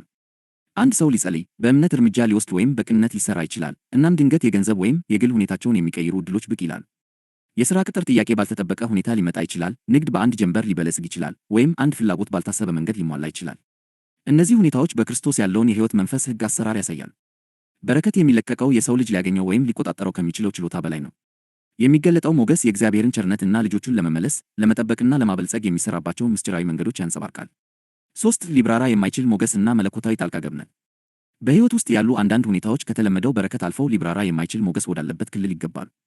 ለምሳሌ አንድ ሰው ለከባድ ኪሳራ ወይም ለጉዳት አደጋ ተጋልጦ ሊሆን ይችላል፣ ነገር ግን አደጋውን ለመከላከል ሁኔታዎች ድንገት ይቀየራሉ። ዕዳ በመጨረሻው ሰዓት ይቅር ሊባል ይችላል። ኢንቨስትመንት ሳይታሰብ እጥፍ ትርፍ ሊያመጣ ይችላል፣ ወይም ማንም ሊያመቻቸው የማይችላቸውን በሮች የሚከፍት ወሳኝ ግንኙነት ሊፈጠር ይችላል። ሌሎች ደግሞ በጥረት በክህሎት ወይም በጊዜ አጠቃቀም ሊገለጽ በማይችል ደረጃ እውቅናን፣ እድገትን ወይም ክብርን ሊያገኙ ይችላል። እነዚህ ቅጽበቶች የእግዚአብሔር ሞገስ ከተፈጥሮ በላይ የሆነ አሰራር ውጤቶች ናቸው። እነሱ የአመፅን አሰራር ለመገልበጥ፣ ጥፋትን ለማሸነፍ እና በረከቱን ከሰው ልጅ ግንዛቤ በላይ በሆነ መንገድ ለመልቀቅ የእግዚአብሔር መንፈስ ጣልቃ የሚገባበት እግዚአብሔርን የመምሰል ምስጢር፣ የጽድቅ ምስጢር በሥራ ላይ መሆኑን የሚያሳዩ ምልክቶች ናቸው። 4 ደካማ ቢመስሉም የሚታይ ምስጢራዊ እድገት። ደካማ፣ ልምድ የሌላቸው ወይም ብቁ ያልሆኑ የሚመስሉ ግለሰቦች ፈጣን እድገትና ስኬት የሚያገኙባቸው አጋጣሚዎችም አሉ። አንድ ትንሽ ንግድ በአነስተኛ ሀብት ይጀምራል ነገር ግን ይበለጽጋል። አንድ ተማሪ መደበኛ ዝግጅት ሳይኖረው የላቀ ውጤት ያመጣል። ወይም አንድ ሰው በቀደሙት ውድቀቶች መካከል ሆኖ ወደ ተጽዕኖ ፈጣሪነት ከፍ ይላል። እነዚህ ምሳሌዎች የእግዚአብሔር መንፈስ ከሰው ልጅ አመክንዮ ሙሉ በሙሉ ነፃ በሆነ መንገድ ሊሰራ እንደሚችል ያረጋግጣሉ። በክርስቶስ ያለው የሕይወት መንፈስ ሕግ ከተፈጥሯዊ ጥረት በላይ የሆነን እድገት፣ ሞገስና ተሃድሶ ያስችላል። 5 በሕይወት ውጤቶች መካከል ያሉ ልዩነቶች። ተግባራዊ ሕይወት እነዚህን ምስጢራት የሚያጎሉ ተቃርኖዎችን ይገልጣል። እኩል ጠንክረው የሚሰሩ 2 ሰዎች ሙሉ በሙሉ የተለያየ ውጤት ሊገጥማቸው ይችላል። አንዱ ቀጣይነት ያለው ውድቀትና ውስንነት ሲገጥመው፣ ሌላኛው ደግሞ ሳይታሰብ ይበለጽጋል። ግንኙነቶች ለአንዱ ምንም እንኳን ታማኝነትና ቅንነት ቢኖረውም ሊፈርሱ ይችላሉ፣ ሌላኛው ደግሞ የማይናወጥ ድጋፍና ሞገስ ያገኛል። እነዚህ ተቃርኖዎች የሚያሳዩት የሰው ልጅ ጥረትና ስነ ምግባር ምንም እንኳን ዋጋ ቢኖራቸውም የሕይወት ውጤቶች የመጨረሻ ወሳኞች አለመሆናቸውን ነው። መንፈሳዊ ሕጎች፣ የኃጢአትና የሞት ሕግ እንዲሁም በክርስቶስ ያለው የሕይወት መንፈስ ሕግ፣ እነዚህን እውነታዎች ብዙውን ጊዜ ምስጢራዊ በሆነ መንገድ ይገዛሉ። 6 ለዕለት ተዕለት ሕይወት የሚሆን ጥበብ። እነዚህ ምሳሌዎች አማኞች ሕይወት በተፈጥሯዊ ምክንያትና ውጤት ብቻ እንደማትመራ እንዲገነዘቡ ያበረታታሉ። ዲሲፕሊን፣ ጠንክሮ መስራትና ቅንነት አስፈላጊ ቢሆኑም የመጨረሻ ስኬት፣ አቅርቦት እና ጥበቃ ብዙውን ጊዜ በእግዚአብሔር መንፈስ ላይ ከመደገፍ ጋር የተያያዙ ናቸው። የእርሱን መመሪያ፣ ሞገስ እና በረከት መፈለግ እግዚአብሔርን የመምሰል ምስጢር፣ የጽድቅ ምስጢር እንዲገለጥ ይፈቅዳል። በተግባራዊ ሁኔታ አማኞች በትጋት መስራትን፣ በጽኑ መጸለይንና የእግዚአብሔርን ጊዜ መታመንን ይማራሉ። የእርሱ ምስጢራዊ ሞገስ የሰው ልጅ ጥረት ሊተነብየው በማይችል መንገድ ተሃድሶን፣ ብልጽግናንና ጥበቃን ሊለቅ እንደሚችል ያውቃሉ። በተፈጸመው የክርስቶስ ሥራ በኩል ምስጢራዊ ኃይላትን ለማሸነፍ የሚረዱ እርምጃዎች። ወዳጆች ሆይ፣ መደየትን፣ መከራንና ተደጋጋሚ መሰናክሎችን ለማሸነፍ የሚረዳው ቁልፍ በሰው ጥረት፣ ጥበብ ወይም መታገል ውስጥ አይደለም። መጽሐፍ ቅዱስ እንደሚያስተምረው የድልና የነጻነት ሁሉ መሠረት የተፈጸመው የክርስቶስ ሥራ ነው። የክርስቶስ መሥዋዕትነት፣ በእኛ ፋንታ መሞቱ (ሰብስቲቲዩሽን) እና ትንሣኤው እያንዳንዱን መንፈሳዊ ሰንሰለት ለመስበር፣ እያንዳንዱን እርግማን ለመቀልበስ እንዲሁም መለኮታዊ በረከትን፣ አቅርቦትንና ጥበቃን ለመልቀቅ የሚያስፈልገውን ኃይል ቀድሞውኑ ሰጥቷል። ይህ ድል የሚሠራው በሰው ጥረት ወይም በራስ ብቃት ሳይሆን በክርስቶስ፣ በጸጋው፣ በጽድቅ ስጦታውና በእግዚአብሔር ቅድመ ሁኔታ በሌለው ፍቅር ላይ በሚኖር እምነት ነው። እርምጃ 1 የትግላችሁን መንፈሳዊ ምንጭ እወቁ። የመጀመሪያው እርምጃ መደየት፣ መከራና ተደጋጋሚ መሰናክሎች ብዙ ጊዜ የማይታዩ መንፈሳዊ ኃይላት ውጤቶች መሆናቸውን መረዳት ነው። እነዚህ ኃይላት በኃጢአትና በሞት ሕግ እንዲሁም በዓመፅ ምስጢር መሠረት በመሥራት ሀገራትን፣ ቤተሰቦችንና ግለሰቦችን በእስራት ይይዛሉ። የሰው ጥረት ብቻውን እነዚህን ኃይላት ሊሰብር አይችልም፣ ነገር ግን የተፈጸመው የክርስቶስ ሥራ ቀድሞውኑ ድልን አረጋግጦላቸዋል። የቅዱስ መጽሐፍ መሠረት የኃጢአት ደመወዝ ሞት ነውና የእግዚአብሔር የጸጋ ስጦታ ግን በጌታችን በክርስቶስ ኢየሱስ የዘላለም ሕይወት ነው። ወደ ሮሜ ሰዎች ምዕራፍ 6 ቁጥር 23። የእምነት አዋጅ የትግሌን መንፈሳዊ ምንጭ አውቃለሁ። በተፈጸመው የክርስቶስ ሥራ ላይ እቆማለሁ፣ በዓመፅ ኃይላትም ለመታሰር እምቢ አልኩ። በኢየሱስ ስም ነፃ ነኝ። እርምጃ 2 የሕይወት መንፈስን ሕግ በእምነት አሳትፉ። ነፃነት የሚመጣው በተፈጸመው ሥራ ላይ በሚኖር እምነት በሚሠራው በክርስቶስ ኢየሱስ ባለው የሕይወት መንፈስ ሕግ በኩል ነው። እምነት የክርስቶስን ምትክነት፣ ጸጋውንና የእግዚአብሔር ፍቅር ኃይል የሚያነቃቃ ቁልፍ ነው። ይህ ሕግ ከኃጢአትና ከሞት ሕግ ነፃ ያወጣል፣ የጠላትንም ሥራ ሁሉ ይቀለብሳል።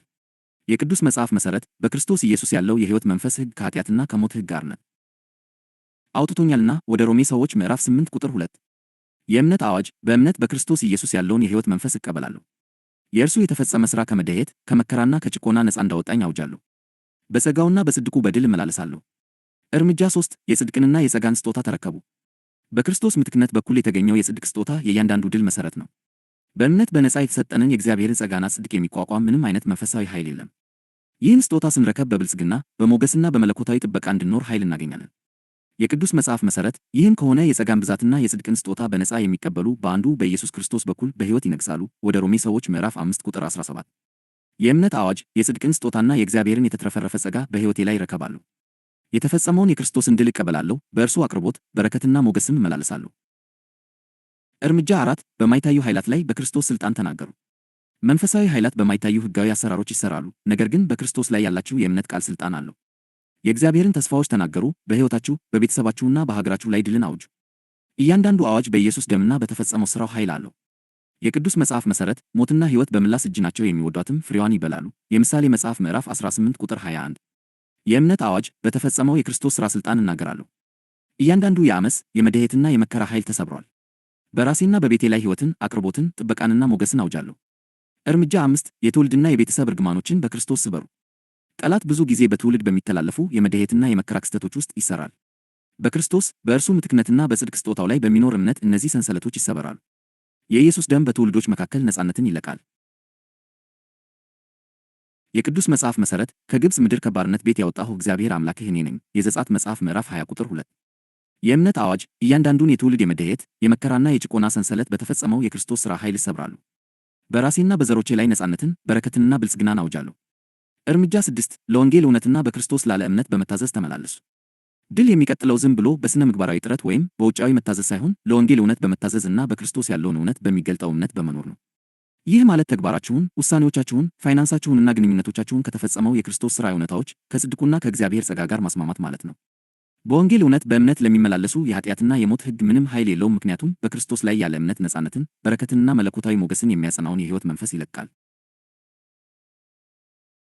የቅዱስ መጽሐፍ መሠረት በክፉዎች ምክር የማይሄድ በኃጢአተኞችም መንገድ የማይቆም በፌዘኞችም ወንበር የማይቀመጥ ሰው ምስጉን ነው፣ ነገር ግን በእግዚአብሔር ሕግ ደስ ይለዋል። የመዝሙረ ዳዊት መዝሙር 1 ቁጥር 1 እና 2። እንዲሁም ቃሉን የምታደርጉ ሁኑ እንጂ ራሳችሁን እያሳታችሁ የምትሰሙ ብቻ አትሁኑ። ያዕቆብ መልእክት ምዕራፍ 1 ቁጥር 20። የእምነት አዋጅ ለወንጌል እውነትና በክርስቶስ ላለ እምነት በመታዘዝ እመላለሳለሁ። ሕይወቴን ከተፈጸመው ሥራው ከጽድቁና ከእግዚአብሔር ጸጋ ጋር አስማማለሁ። የኃጢአትና የሞት ሕግ በእኔ ላይ ምንም ይዞታ የለውም። በኢየሱስ ስም በነፃነት በአቅርቦትና በሞገስ እመላለሳለሁ። እርምጃ 7 ድልን አውጁ እና ከተፈጥሮ በላይ በሆነ አቅርቦት በእምነት ኑሩ። በመጨረሻም በተፈጸመው የክርስቶስ ሥራ በተገኘው ድል ውስጥ በድፍረት ኑሩ። እያንዳንዱ መሰናክል፣ መከራና ከመደየት ጋር የተያያዘ ትግል ተገልብጧል። በክርስቶስ ጸጋ፣ ምትክነት፣ የጽድቅ ስጦታና በእግዚአብሔር ቅድመ ሁኔታ በሌለው ፍቅር ላይ ስለምትቆሙ መለኮታዊ አቅርቦት፣ ኃይል፣ ጥበቃና ሞገስ ወደ ሕይወታችሁ ይፈሳል። የቅዱስ መጽሐፍ መሠረት ለአባቶቻችሁ የማለውን ቃል ኪዳኑን ያጸና ዘንድ ሀብት ለማግኘት እርሱ ኃይል ይሰጥሃልና አምላክህን እግዚአብሔርን አስብ። የዳግም ሕግ መጽሐፍ ምዕራፍ 8 ቁጥር 18። የእምነት አዋጅ በተፈጸመው የክርስቶስ ሥራ እኔ የተፈወሱ፣ የተባረኩ፣ የተጠበቁ፣ ኃይልን ያገኘውና የበለጸጉ መሆኔን አውጃለሁ። በአንድ ወቅት በምርኮ ይዞኝ የነበረ እያንዳንዱ ምስጢራዊ ኃይል ተሰብሯል። በኢየሱስ በማመን ከተፈጥሮ በላይ በሆነ አቅርቦትና በመለኮታዊ ሞገስ ውስጥ እኖራሉ።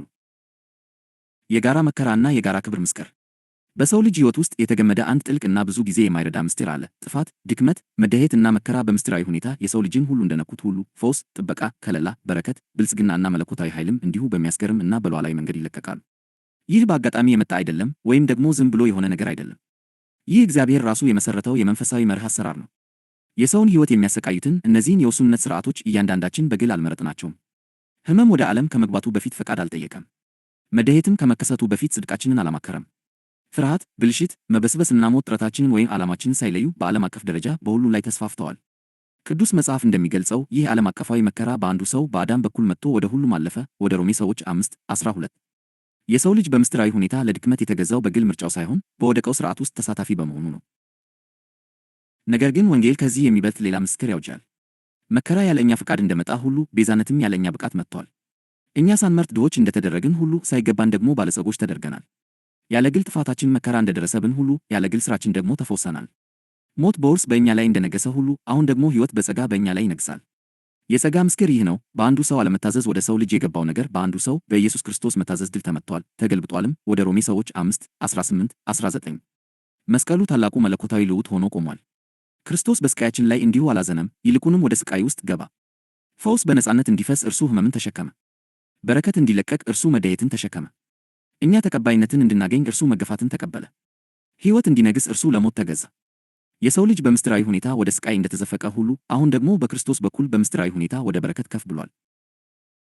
ይህ ሥራ ከሰው ልጅ አመክንዮ በላይ የሚሠራ ነው። ፈውስ ብዙ ጊዜ ጥረት በከሸፈበት ቦታ ይገለጣል።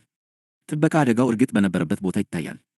ከለላ እንዴት መጸለይ እንዳለባቸው እንኳ ለማያውቁ ሰዎች ይደረጋል። በረከት ባልተከተሉት ላይ ይደርሳል። ብልጽግና ጸጋን ይከተላል እንጂ ትግልን አይደለም። ኃይልም የሚመነጨው ከግንኙነት እንጂ ከራስ ተግሣጽ አይደለም። እነዚህ እውነታዎች ለሥራ የሚሰጡ ሽልማቶች አይደሉም፣ ይልቁንም የልጅነት ውርሶች ናቸው።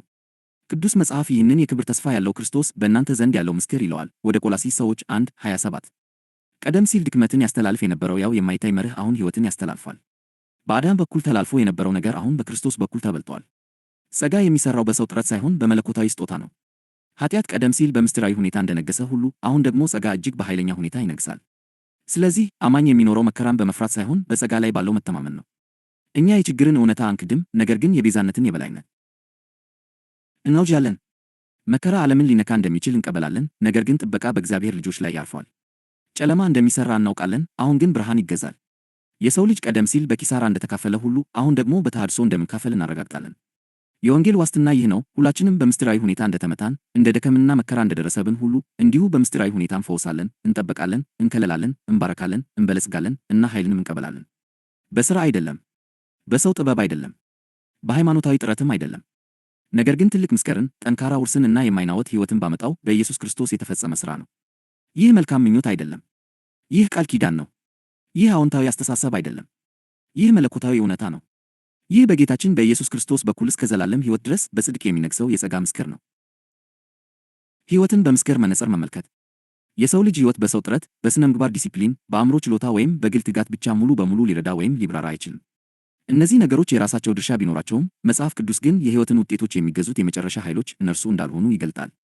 ከሚታየውና ሊለካ ከሚችለው ነገር ባለፈ መጽሐፍ ቅዱስ ወደ ምስጢራት እውነታ ይጠቁማል። እነዚህም ከሰው ልጅ ግንዛቤ በላይ በሆነ መንገድ በክስተቶች ላይ ተጽዕኖ የሚያሳድሩ የተሰወሩ መንፈሳዊ ሕጎች፣ መለኮታዊ የጊዜ ሰሌዳዎች እና የማይታዩ አሰራሮች ናቸው። በመጽሐፍ ቅዱስ ውስጥ ሁሉ ሕይወት ሁልጊዜ ሊተነበዩ የሚችሉ የምክንያትና የውጤት ክስተቶችን እንደማትከተል እናስታውሳለን።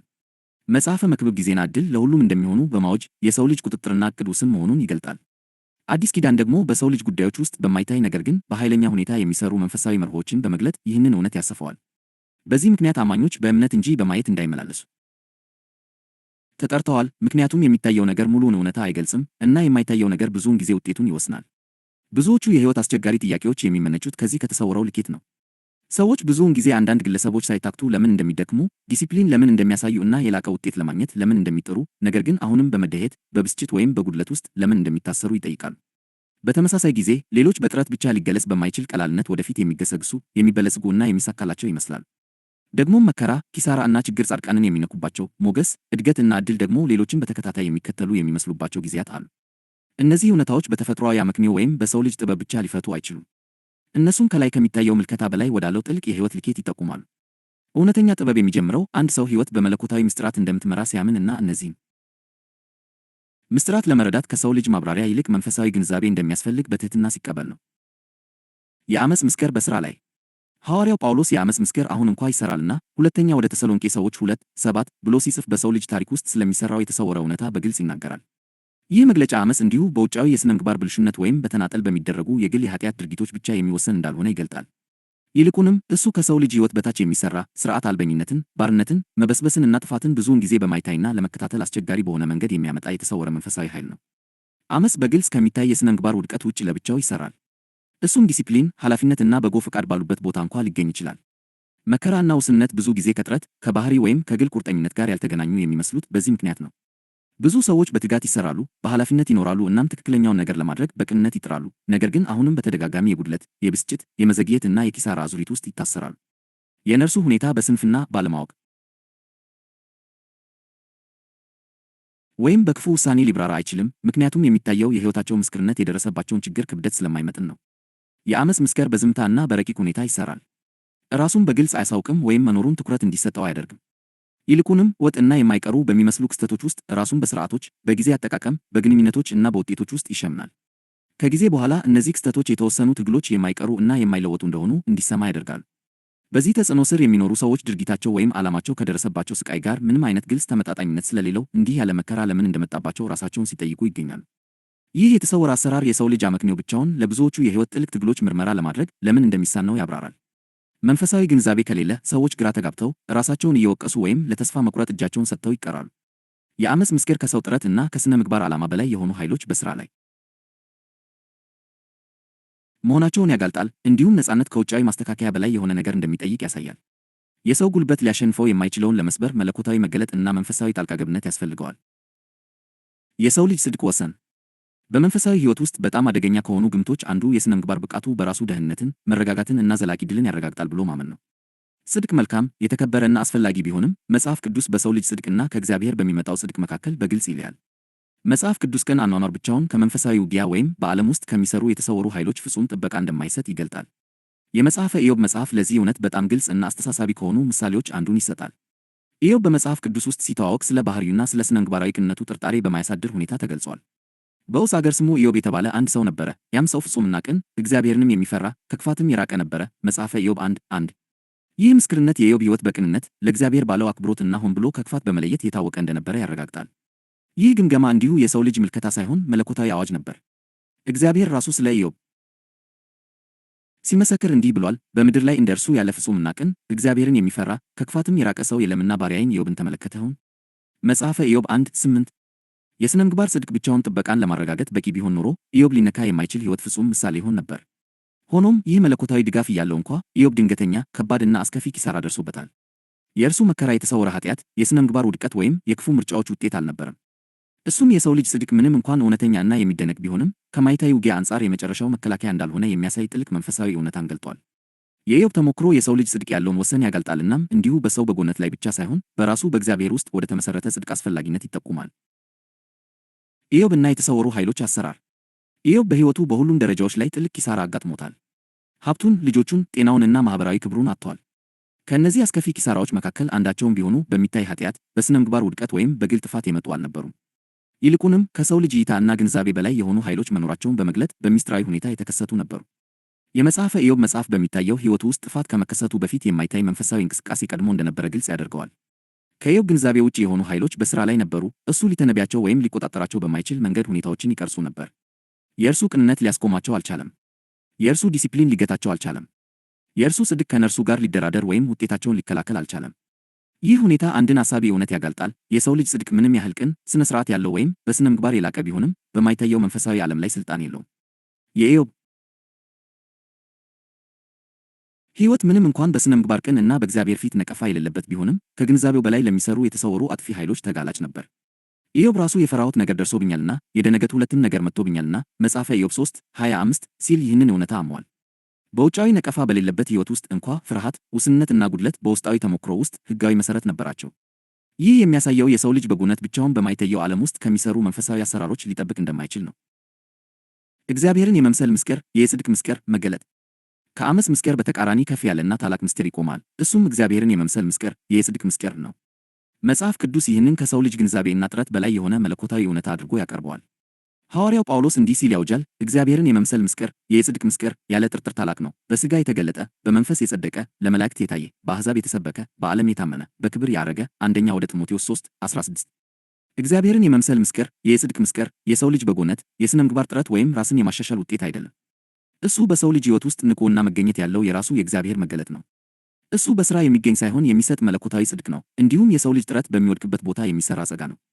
በማይታዩ የአመፅ ኃይሎች ፊት ውስን እና ተጋላጭ ከሆነው ከሰው ልጅ ስነ ምግባር በተቃራኒ እግዚአብሔርን የመምሰል ምስጢር፣ የጽድቅ ምስጢር በአማኙ ውስጥ በቀጥታ የሚሠራውን የእግዚአብሔርን ኃይልና መገኘት ይወክላል።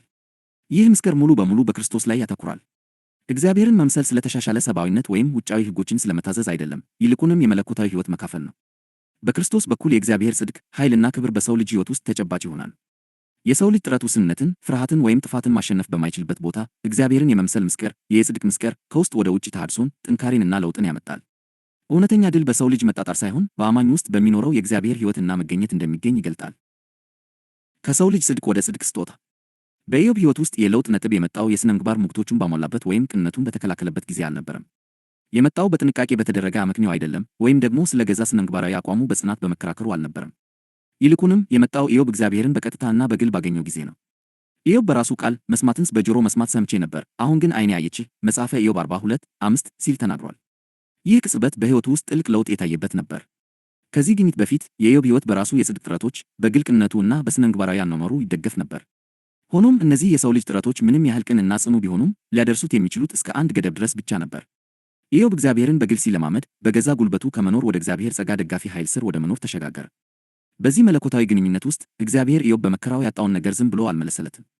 ይልቁንም አበዛለት፣ ከቀድሞ ይልቅ በሚበልጥ የተትረፈረፈ በረከት ባረከው። መጽሐፈ ኢዮብ 42:10። ይህ ለውጥ አንድ ወሳኝ መንፈሳዊ እውነትን ያሳያል። የሰው ልጅ ጽድቅ ሊያቆይ ያልቻለውን የመለኮታዊ ጽድቅ ስጦታ ያለ ልፋት ያቆየዋል። የሰው ልጅ ጥረቶች ምንም ያህል ስነ ሥርዓት ያላቸው ወይም በሥነ ምግባር ቅን ቢሆኑም እግዚአብሔር ካቀደው ሙሉ ሕይወት ያንሳሉ። ጸጋን በሚሰጥ በእግዚአብሔር በኩል በነፃ የሚሰጠው የጽድቅ ስጦታ ብቻ ሕይወትን ሙሉ በሙሉና ለዘላለም ሊደግፍ ይችላል። ሐዋርያው ጳውሎስ በአንድ ሰው አለመታዘዝ የመጣው የኃጢአትና የሞት ንግሥና በእግዚአብሔር ጸጋ ኃይል እጅግ እንደሚበልጥ በማሳየት በአዲስ ኪዳን ይህንን መርህ በዝርዝር ያብራራል። ጳውሎስ እንዲህ ሲል ይጽፋል፣ በአንዱም በደል ሞት በአንዱ በኩል ነገሠ። ይልቁንም የጸጋን ብዛትና የጽድቅን ስጦታ ብዛት የሚቀበሉ በአንዱ በኢየሱስ ክርስቶስ በኩል በሕይወት ይነግሣሉ። ወደ ሮሜ ሰዎች 5:17። በዚህ ስጦታ አማካኝነት አማኞች ዝም ብለው አይመለሱም። ይልቁንም የሰው ልጅ ጥረት ብቻውን ፈጽሞ ሊያሳካው ወደማይችለው የድልና የዘላለም ጽናት ሕይወት ከፍ ይላል። ጳውሎስ በተጨማሪም እግዚአብሔር በአማኙ ሕይወት ውስጥ የሚያደርገው ሥራ ሉዓላዊና ዓላማ ያለው መሆኑን ያብራራል። አስቀድሞ ያወቃቸው የልጁን መልክ እንዲመስሉ አስቀድሞ ደግሞ ወስኗልና በብዙ ወንድሞች መካከል እርሱ በኩር ይሆን ዘንድ። ወደ ሮሜ ሰዎች 8:29። እንዲሁም እግዚአብሔር በውጤቶች በምሕረትና በበረከት ላይ ስላለው የመጨረሻ ሥልጣን ያስታውሰናል። መጽሐፍ ለፈርዖን ኃይሌን በአንተ አሳይ ዘንድ ስሜም በምድር ሁሉ ላይ ይሰበክ ዘንድ ለዚህኑ አስነሣሁ ይላልና። እንግዲህ ለሚወደው ይምራል፣ የሚወደውንም ያጠነክራል። ወደ ሮሜ ሰዎች 9:17-18። እነዚህ ክፍሎች የሚያስተምሩት የሕይወት ውጤቶች በሰው ልጅ ጥረት፣ በሥነ ምግባር ብቃት ወይም በብቃት የሚወሰኑ እንዳልሆኑ ነው። ይልቁንም በእግዚአብሔር ምሕረት፣ በጽድቁና በሉዓላዊው የጸጋ አሰራር የሚመሩ ናቸው። እግዚአብሔርን የመምሰል ምስጢር፣ የጽድቅ ምስጢር ብዙውን ጊዜ ቁሳዊ በሆነ መንገድ ይገለጣል፣ ምክንያቱም የተሰወሩ ውስንነቶች እና ባርነቶች በይበልጥ የሚታዩት በቁሳዊ ሕይወት ውስጥ በመሆኑ ነው።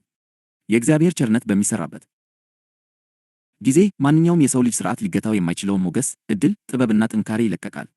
መጽሐፍ ቅዱስ ሀብትን ለማግኘት ኃይልን የሚሰጥ እግዚአብሔር እንደሆነ ያውጃል። ለአባቶችህ የማለውን ቃል ኪዳኑን ያጸና ዘንድ ሀብት ለማግኘት ኃይል የሚሰጥ እርሱ አምላክህ እግዚአብሔር ነውና አምላክህ እግዚአብሔርን አስብ። መጽሐፈ ዳግም 8:18። ይህ ኃይል እንዲሁ ችሎታ ወይም ጥረት ብቻ አይደለም። እሱ የማይታዩ ውስንነቶችን የሚሰብር፣ የጉድለት ክስተቶችን የሚሽርና ምንም ባልነበረበት ቦታ መንገዶችን የሚከፍት መንፈሳዊ ብቃት ነው። በዚህ ምስጢር ስር የሚመላለሱ ሰዎች ብዙውን ጊዜ ሙሉ በሙሉ ሊያብራሩት በማይችሉበት መንገድ ብልጽግናን ይለማመዳሉ። በሮች ሳይታሰቡ ይከፈታሉ፣ እርዳታ በትክክለኛው ጊዜ ይደርሳል፣ ኪሳራዎች ይቀለበሳሉ እና እድገት ይፋጠናል። ሕይወታቸው የእግዚአብሔር ጣልቃ ገብነት ያለበት መሆኑን በማይሻማ ሁኔታ ያሳያል። ጥበብ አማኞች ማስተዳደር፣ መተንበይ ወይም መቆጣጠር በሚችሉት ነገር ላይ ብቻ እንዳይደገፉ ታስተምራለች። ሕይወት የሚመራው በሚታይ ጥረት ብቻ ሳይሆን በማይታዩ እውነታዎችም ጭምር ነው። መጽሐፍ ቅዱስ አማኞች በእምነት እንጂ በማየት እንዳይመላለሱ ይጠራቸዋል። ሁለተኛ ወደ ቆሮንቶስ ሰዎች 5:7። እምነት የእግዚአብሔርን ሥራ ምስጢር ይገነዘባል፣ ከሰው ልጅ ችሎታ በላይ በሆነው በከፍተኛው አሰራሩ ይታመናል፣ እንዲሁም በገዛ ተግባሩ ከመመካት ይልቅ በቸርነቱ ያርፏል። በጣም ስነ ሥርዓት ያለው እና ጻድቅ ሕይወት እንኳ ብቻውን ከቆመ የማይረጋ ነው። እውነተኛ መረጋጋት እና ዘላቂ ብልጽግና የሚመጣው ሕይወት በእግዚአብሔርን የመምሰል ምስጢር፣ የጽድቅ ምስጢር ውስጥ ሲመሰረት፣ እግዚአብሔር በእኛ ውስጥ ለእኛ እና በእኛ በኩል ሲሠራ ነው። በረከት፣ ሞገስና ሀብት የማግኘት ኃይል። እግዚአብሔርን የመምሰል ምስጢር፣ የጽድቅ ምስጢር፣ መንፈሳዊ እውነት ብቻ ሳይሆን ብዙውን ጊዜ በቁሳዊ መልኩ የሚገለጥ መርህም ነው። ምክንያቱም የተሰወሩ ባርነቶች፣ ውስንነቶች እና ትግሎች በግልጽ የሚታዩት በቁሳዊ ሕይወት ክልል ውስጥ በመሆኑ ነው። የእግዚአብሔር ቸርነትና ሞገስ በአንድ ሰው ሕይወት ውስጥ ሲሰሩ ማንኛውም የሰው ልጅ ሥርዓት ወይም ጥረት ሊይዘው ወይም ሊገታው የማይችለውን ሞገስ፣ መለኮታዊ ዕድል፣ ጥበብና ጥንካሬን ጨምሮ ከሰው ልጅ ግንዛቤ በላይ የሆኑ በረከቶችን ይለቃሉ። መጽሐፍ ቅዱስ ሀብት የማግኘትን ኃይል የሚሰጠው እግዚአብሔር ራሱ መሆኑን እንዲህ ሲል ያረጋግጣል። ለአባቶችህ የማለውን ቃል ኪዳኑን ያጸና ዘንድ ሀብት ለማግኘት ኃይል የሚሰጥህ እርሱ አምላክህ እግዚአብሔር ነውና አምላክህ እግዚአብሔርን አስብ። መጽሐፈ ዳግም 8:18 ይህ ኃይል ከተፈጥሯዊ ክህሎት፣ ከግል ተሰጥኦ ወይም ከሰው ልጅ ጥረት እጅግ የላቀ ነው። እሱ የማይታዩ እንቅፋቶችን የሚሰብር፣ የጉድለት ክስተቶችን የሚሽር እና ምንም የማይቻል በሚመስልበት ቦታ መንገዶችን የሚፈጥር ከእግዚአብሔር ዘንድ የሆነ ከተፈጥሮ በላይ የሆነ ብቃት ነው። እሱ እንደ ፈቃዱ አቅርቦትን እና የተትረፈረፈ ሕይወትን የሚያጸና የመለኮታዊ እጅ ሥራ ነው። በዚህ ምስጢር እውነታ ውስጥ የሚመላለሱ ሰዎች ብዙውን ጊዜ በአመክንዮ ወይም በዕቅድ ሙሉ በሙሉ ሊገለጽ በማይችል መንገድ ብልጽግናን ይለማመዳሉ። ዕድሎች ድንገት ይታያሉ፣ እርዳታ በትክክል በተፈለገበት ቅጽበት ይመጣል፣ ኪሳራዎች ይቀለበሳሉ እና እድገት ከሚጠበቀው በላይ ይፋጠናል። ሕይወታቸው የእግዚአብሔር ቀጥተኛ ጣልቃ ገብነት ያለበት መሆኑን የሚያሳይ የማይጠፋ ምልክት ይኖረዋል። ይህም በረከት፣ ሞገስ እና የመሳካት ኃይል በመጨረሻ በቃል ኪዳኑ ታማኝነት ላይ የተመሠረተ መሆኑን ያረጋግጣል። በምስጢር በሚመራ ዓለም ውስጥ በጥበብ መኖር። ጥበብ የምታስተምረን ማስተዳደር፣ መተንበይ ወይም መቆጣጠር በምንችለው ነገር ላይ ብቻ እንዳንደገፍ ነው። ሕይወት የሚመራው በሚታየው ነገር ብቻ ሳይሆን ከሰው ልጅ ግንዛቤ በላይ በሚሰሩ በማይታዩ እውነታዎችም ጭምር ነው። ይህንን መርህ መረዳት ሕይወትን በማስተዋልና በሰላም እንድንመራ ያስችለናል። መጽሐፍ ቅዱስ አማኞች በእምነት እንጂ በማየት እንዳይመላለሱ ይጠራል። እንዲህ ተብሎ እንደተጻፈ በእምነት እንጂ በማየት አንመላለስምና። ሁለተኛ ወደ ቆሮንቶስ ሰዎች 5:7 እምነት የምስጢርን መኖር ይገነዘባል። እሱ ከሰው ልጅ ችሎታ በላይ በሆነ ከፍተኛ አሰራር ይታመናል። እንዲሁም በገዛ ተግባራችን ወይም ግንዛቤያችን ላይ ሳይሆን በእግዚአብሔር ቸርነትና ታማኝነት ላይ ያርፏል። በጣም ጻድቅ፣ ስነ ስርዓት ያለው ወይም በስርዓት የተመራ ሕይወት እንኳ በሰው ልጅ ጥረት ላይ ብቻ የሚደገፍ ከሆነ በመጨረሻ የማይረጋ ነው። እውነተኛ መረጋጋት እና ዘላቂ ስኬት የሚገኙት ሕይወት በእግዚአብሔርን የመምሰል ምስጢር፣ የጽድቅ ምስጢር ውስጥ ሲመሰረት ብቻ ነው። ይህ ምስጢር ሁሉም ነገሮች በራሱ ፍጹም ጥበብና መለኮታዊ ዓላማ መሠረት እየዘጋጀ በእኛ ውስጥ ለእኛና በእኛ በኩል የሚሠራው እግዚአብሔር ነው። ከተሰባሪነት ወደማይናወጥ ሕይወት። የሰው ልጅ ሕይወት በተፈጥሯዊ ሁኔታው በባህሪው ተሰባሪ ነው። አንድ ሰው ምንም ያህል ስነ ስርዓት ያለው ቢሆን ወይም የሥነ ምግባር ብቃትን ቢከታተል ሕይወት በራሱ ለጥርጣሬ፣ ለድካምና ለተጋላጭነት ተገዢ ናት። ስኬቶች፣ ዕቅዶች እና የሰው ልጅ ጥረት ምንም ያህል የሚደነቁ ቢሆኑም ከሕይወት ማዕበል ሙሉ በሙሉ ሊጠብቁን አይችሉም። ሁኔታዎች ይቀየራሉ፣ ግንኙነቶች ይፈርሳሉ፣ ጤና ሊቀንስ ይችላል እና በጣም በጥንቃቄ የተገነቡ መሠረቶች እንኳ ሊፈራርሱ ይችላሉ። ጥረት ብቻውን ሕይወትን የማይናወጥ ሊያደርጋት አይችልም እና በራስ መተማመን ብቻውን ዘላቂ ድልን ሊያመጣ አይችልም። ሆኖም ተሰባሪነትን ወደ ጥንካሬ እና አለመረጋጋትን ወደ ዘላቂ ደህንነት የሚቀይር ከፍ ያለ እውነታ አለ። የእግዚአብሔር መለኮታዊ መገኘት፣ ኃይልና ጥበብ የሆነው እግዚአብሔርን የመምሰል ምስጢር፣ የጽድቅ ምስጢር የአንድን ሰው ሕይወት ሲገዛ ሁሉም ነገር ይለወጣል። እኛን ለማጥፋት፣ ለመጨቆን ወይም ለማደናቀፍ የሚፈልጉ ኃይሎች ሥልጣናቸውን ያጣሉ። ቀደም ሲል የማይታለፉ ይመስሉ የነበሩ ፈተናዎች ለመለኮታዊ ጣልቃ ገብነት ዕድሎች ይሆናሉ። በሰው ልጅ መንገድ የማይቻል የነበረው ተሃድሶ በእግዚአብሔር ሥራ ይቻላል። በሰው ልጅ ጥረት ብቻውን ብዙ ጊዜ የሚሰናከለው እድገት ዘላቂና ጽኑ ይሆናል። ሕይወት ከዚያ በኋላ ሊተነበዩ የማይችሉ ቀውሶች ስብስብ መሆኗ ቀርቶ በመለኮታዊ ሥርዓትና ጥበቃ ውስጥ የተመሠረተ ጉዞ ትሆናለች። እዚህ ላይ ያለው ጥልቅ መገለጥ ሕይወታችን በመጨረሻ እኛ ልንቆጣጠረው ከምንችለው ችሎታ በላይ ቢሆንም እግዚአብሔር ግን ሊመራው ከሚችለው አቅም በላይ ፈጽሞ አለመሆኑ ነው። በገዛ ጽድቃችን ፈጽሞ ልናረጋግጠው ያልቻልነውን እግዚአብሔር በጸጋው ያረጋግጥልናል። በገዛ ትጋታችን ፈጽሞ ልንጠብቀው ያልቻልነውን እግዚአብሔር በቸርነቱ ይጠብቀዋል። ይህ እውነት በጥበብ የመኖር ፍሬ ነገር ነው። እሱም የሰው ልጅ ጥረት ውስን መሆኑን፣ የእግዚአብሔር አቅርቦትና አገዛዝ ግን ወሰን የሌለው መሆኑን መገንዘብ ነው። በጥበብ መኖር ማለት ሕይወታችንን ሙሉ በሙሉ ለዚህ ከፍተኛ ምስጢር አሳልፎ መስጠት ነው። ዕቅዶቻችንን፣ ሀብታችንን፣ ግንኙነቶቻችንን፣ ውድቀቶቻችንን እና ስኬቶቻችንን ጨምሮ እያንዳንዱን የሕይወት ዘርፍ በክርስቶስ ለተገለጠው ለእግዚአብሔር ቸርነት አገዛዝ በንቃት ማስገዛት ነው። በገዛ መጣጣራችን ከመመራት ይልቅ ጸጋው የሕይወታችንን አቅጣጫ እንዲወስን መፍቀድ ነው። ይህ ምስጢር ሲነግስ ሕይወት ከተጋላጭነት ወደማይናወጥ መረጋጋት ይሸጋገራል። ደህንነት ከእንግዲህ በውጫዊ ሁኔታዎች፣ በግል ችሎታ ወይም በሰው ልጅ ሥርዓቶች ላይ ሳይሆን በእኛ ውስጥ ለእኛና በእኛ በኩል በሚሠራው የማይለወጥ የእግዚአብሔር ኃይል ላይ የተመሠረተ ይሆናል። ከተሰባሪነት ወደማይናወጥ ሕይወት የሚደረገው ጉዞ የእጅ መስጠት፣ የእምነትና በማይታዩት የእግዚአብሔር መንግሥት እውነታዎች ላይ የመታመን ጉዞ ነው። እሱ በራስ ከመተማመን ወጥቶ ወደ መለኮታዊ አገዛዝ ሙላት ለመግባት የቀረበ ጥሪ ነው። በዚህ ስፍራ ጥረት የማይችለውን ጸጋ ያረጋግጣል፣ ንቃት የማይችለውን ቸርነት ይጠብቃል እና እግዚአብሔርን የመምሰል ምስጢር፣ የጽድቅ ምስጢር ተሰባሪ የሆነን ሕይወት በመረጋጋት በሰላምና በማይቆም እድገት የታወቀ ሕይወት አድርጎ ይለውጠዋል። የማይታየው የሕይወት አገዛዝ፣ የዓመፃና የቸርነት እግዚአብሔርን የመምሰል ምስጢራት። የተወደዳችሁ ሆይ ዛሬ ስሙን። ሕይወት በምናየው በምንነካው ወይም በምናሰላው ነገር ብቻ የምትመራ አይደለችም። የሕይወታችሁ ወቅቶች፣ የውድቀትና የከፍታ ጊዜያት፣ የበረከት ሰዓታትና ሊገለጹ የማይችሉ የመከራ ወቅቶች በዘፈቀደ የሚመጡ አይደሉም። እነዚህ በአጋጣሚ የሚከሰቱ አይደሉም። ይልቁንም በተፈጥሯዊም ሆነ በመንፈሳዊው ዓለም ላይ በሚሰሩ መንፈሳዊ ሕጎች የመጡ ውጤቶች ናቸው። በሰው ዓይን የማይታዩ ነገር ግን የሚሰሩ እውነታዎች አሉ። ከሰው ማስተዋል በላይ በሆነ መንገድ የሚንቀሳቀሱ መመሪያዎች አሉ። ከእነዚህም መካከል የሁሉም ሰው ዕድል የሚወስኑ ሁለት ጥልቅ ምስጢራት አሉ። እነርሱም የዓመፃ ምስክር እና የቸርነት እግዚአብሔርን የመምሰል ምስክር ናቸው። እነዚህን ምስጢራት መረዳት በነጻነት በበረከትና በማይናወጥ ሕይወት ውስጥ ለመመላለስ ቁልፍ ነው። የዓመፃ ምስክር በዚህ በተሰበረ ዓለም ውስጥ የተሰወረ መንፈሳዊ ኃይል ነው። መጽሐፍ ቅዱስ የኃጢአትና የሞት ሕግ ብሎ ይጠራዋል። ጳውሎስ ወደ ሮሜ ሰዎች ምዕራፍ 6 ቁጥር 23 ላይ እንዲህ ሲል ጽፏል፣ የኃጢአት ደመወዝ ሞት ነውና የእግዚአብሔር የጸጋ ስጦታ ግን በጌታችን በክርስቶስ ኢየሱስ የዘላለም ሕይወት ነው። ይህ ሕግ በምክንያትና በውጤት መመሪያ ላይ ተመስርቶ የሚሠራ ሲሆን ውስንነትን፣ መዘግየትን፣ ጥፋትን እና የማይታይ ጭቆናን ያስከትላል። ይህ ሕግ ሳይታክት በሚለፋ ነገር ግን በመደየት ውስጥ በሚኖር ታታሪ ሰው ሕይወት ውስጥ ሲሠራ እናያለን። ሊገለጽ የማይችል የኪሳራ ማዕበል በሚጋፈጣት ጻድቅ ሴት ሕይወት ውስጥ እናየዋለን። እግዚአብሔር ራሱ ፍጹምና ቅን፣ እግዚአብሔርን የሚፈራና ከክፋት የራቀ ብሎ የመሰከረለት ኢዮብ እንኳ ከከፋ ጥፋት አልዳንም። የኢዮብ ታሪክ ጠቃሚ ትምህርት ያስተምረናል። የሰው የሥነ ምግባር ጥንካሬ፣ ራስን መግዛት እና ጥረት ምንም ያህል የሚደነቁ ቢሆኑም የማይታዩትን የጥፋት ኃይሎች ማሸነፍ አይችሉም። በራሳችን አቅም ተፈጥሮአዊ ሰው ተጋላጭ ነው። የኃጢአትና የሞት ሕግ ከሰው አእምሮ በላይ በሆነ ደረጃ የሚሠራ መንፈሳዊ መመሪያ ነው። አሰራሩ ሁልጊዜ በምክንያት በዕቅድ ወይም በክህሎት ሊገለጽ አይችልም። ይህ ሕግ ሕይወት ሁልጊዜ በሰው መመዘኛ ፍትሐዊ እንዳልሆነች ያሳያል። ሁኔታዎች ብዙውን ጊዜ ከማብራሪያ በላይ ናቸው። ታታሪ፣ ትጉህና ቅን ሰዎች በሰው አእምሮ ሊጸድቅ የማይችል መደየትን፣ ኪሳራንና መከራን ሊለማመዱ ይችላሉ። ይህ እውነታ ከሰው ስሌት በላይ የሆነ ከፍተኛ አሰራርና አገዛዝ መኖሩን እንድንገንዘብ እና ሙሉ በሙሉ በእግዚአብሔር የማይታይ እጅ ላይ እንድንደገፍ ይጠራናል። ለእግዚአብሔር ምስጋና ይሁንና ከዚያ የሚበልጥ ከፍተኛ ሕግ አለ። የቸርነት እግዚአብሔርን የመምሰል ምስጢር እንዲሁም የእግዚአብሔር ጽድቅ ምስጢር ተብሎ የሚጠራው በክርስቶስ ኢየሱስ ያለው የሕይወት መንፈስ ሕግ ነው። ጳውሎስ ወደ ሮሜ ሰዎች ምዕራፍ 8 ቁጥር 2 ላይ እንዲህ ሲል ያውጃል፣ በክርስቶስ ኢየሱስ ያለው የሕይወት መንፈስ ሕግ ከኃጢአትና ከሞት ሕግ አርነት አውጥቶኛል። ይህ ሕግ በሰው ጥረት፣ በምክንያት ወይም በጊዜ ሰሌዳ ላይ ተመስርቶ አይሰራም። ይህ ሕግ የሚመነጨው ከኢየሱስ ክርስቶስ የተፈጸመ ሥራ፣ ከጸጋው፣ ከምሕረቱ፣ ከይቅርታውና ከጽድቅ ስጦታው ነው። የኃጢአትና የሞት ሕግ ውስንነትን፣ መዘግየትን እና ኪሳራን በሚያመጣበት ቦታ የሕይወት መንፈስ ሕግ በረከትን፣ ሞገስን፣ መታደስንና ብልጽግናን ያመጣል። ሞገስ ሳይታሰብ እንዲገለጥ የሚያደርግ ኃይል ነው። ምንም መንገድ በማይታይበት ቦታ በሮችን የሚከፍት ኃይል ነው። በረሃውን ወደ ፍሬያማ ቦታ የሚቀይር ጉልበት ነው። ለኢዮብ ያጣውን ሁሉ እጥፍ አድርጎ የመለሰለት ይህ ሕግ ነው።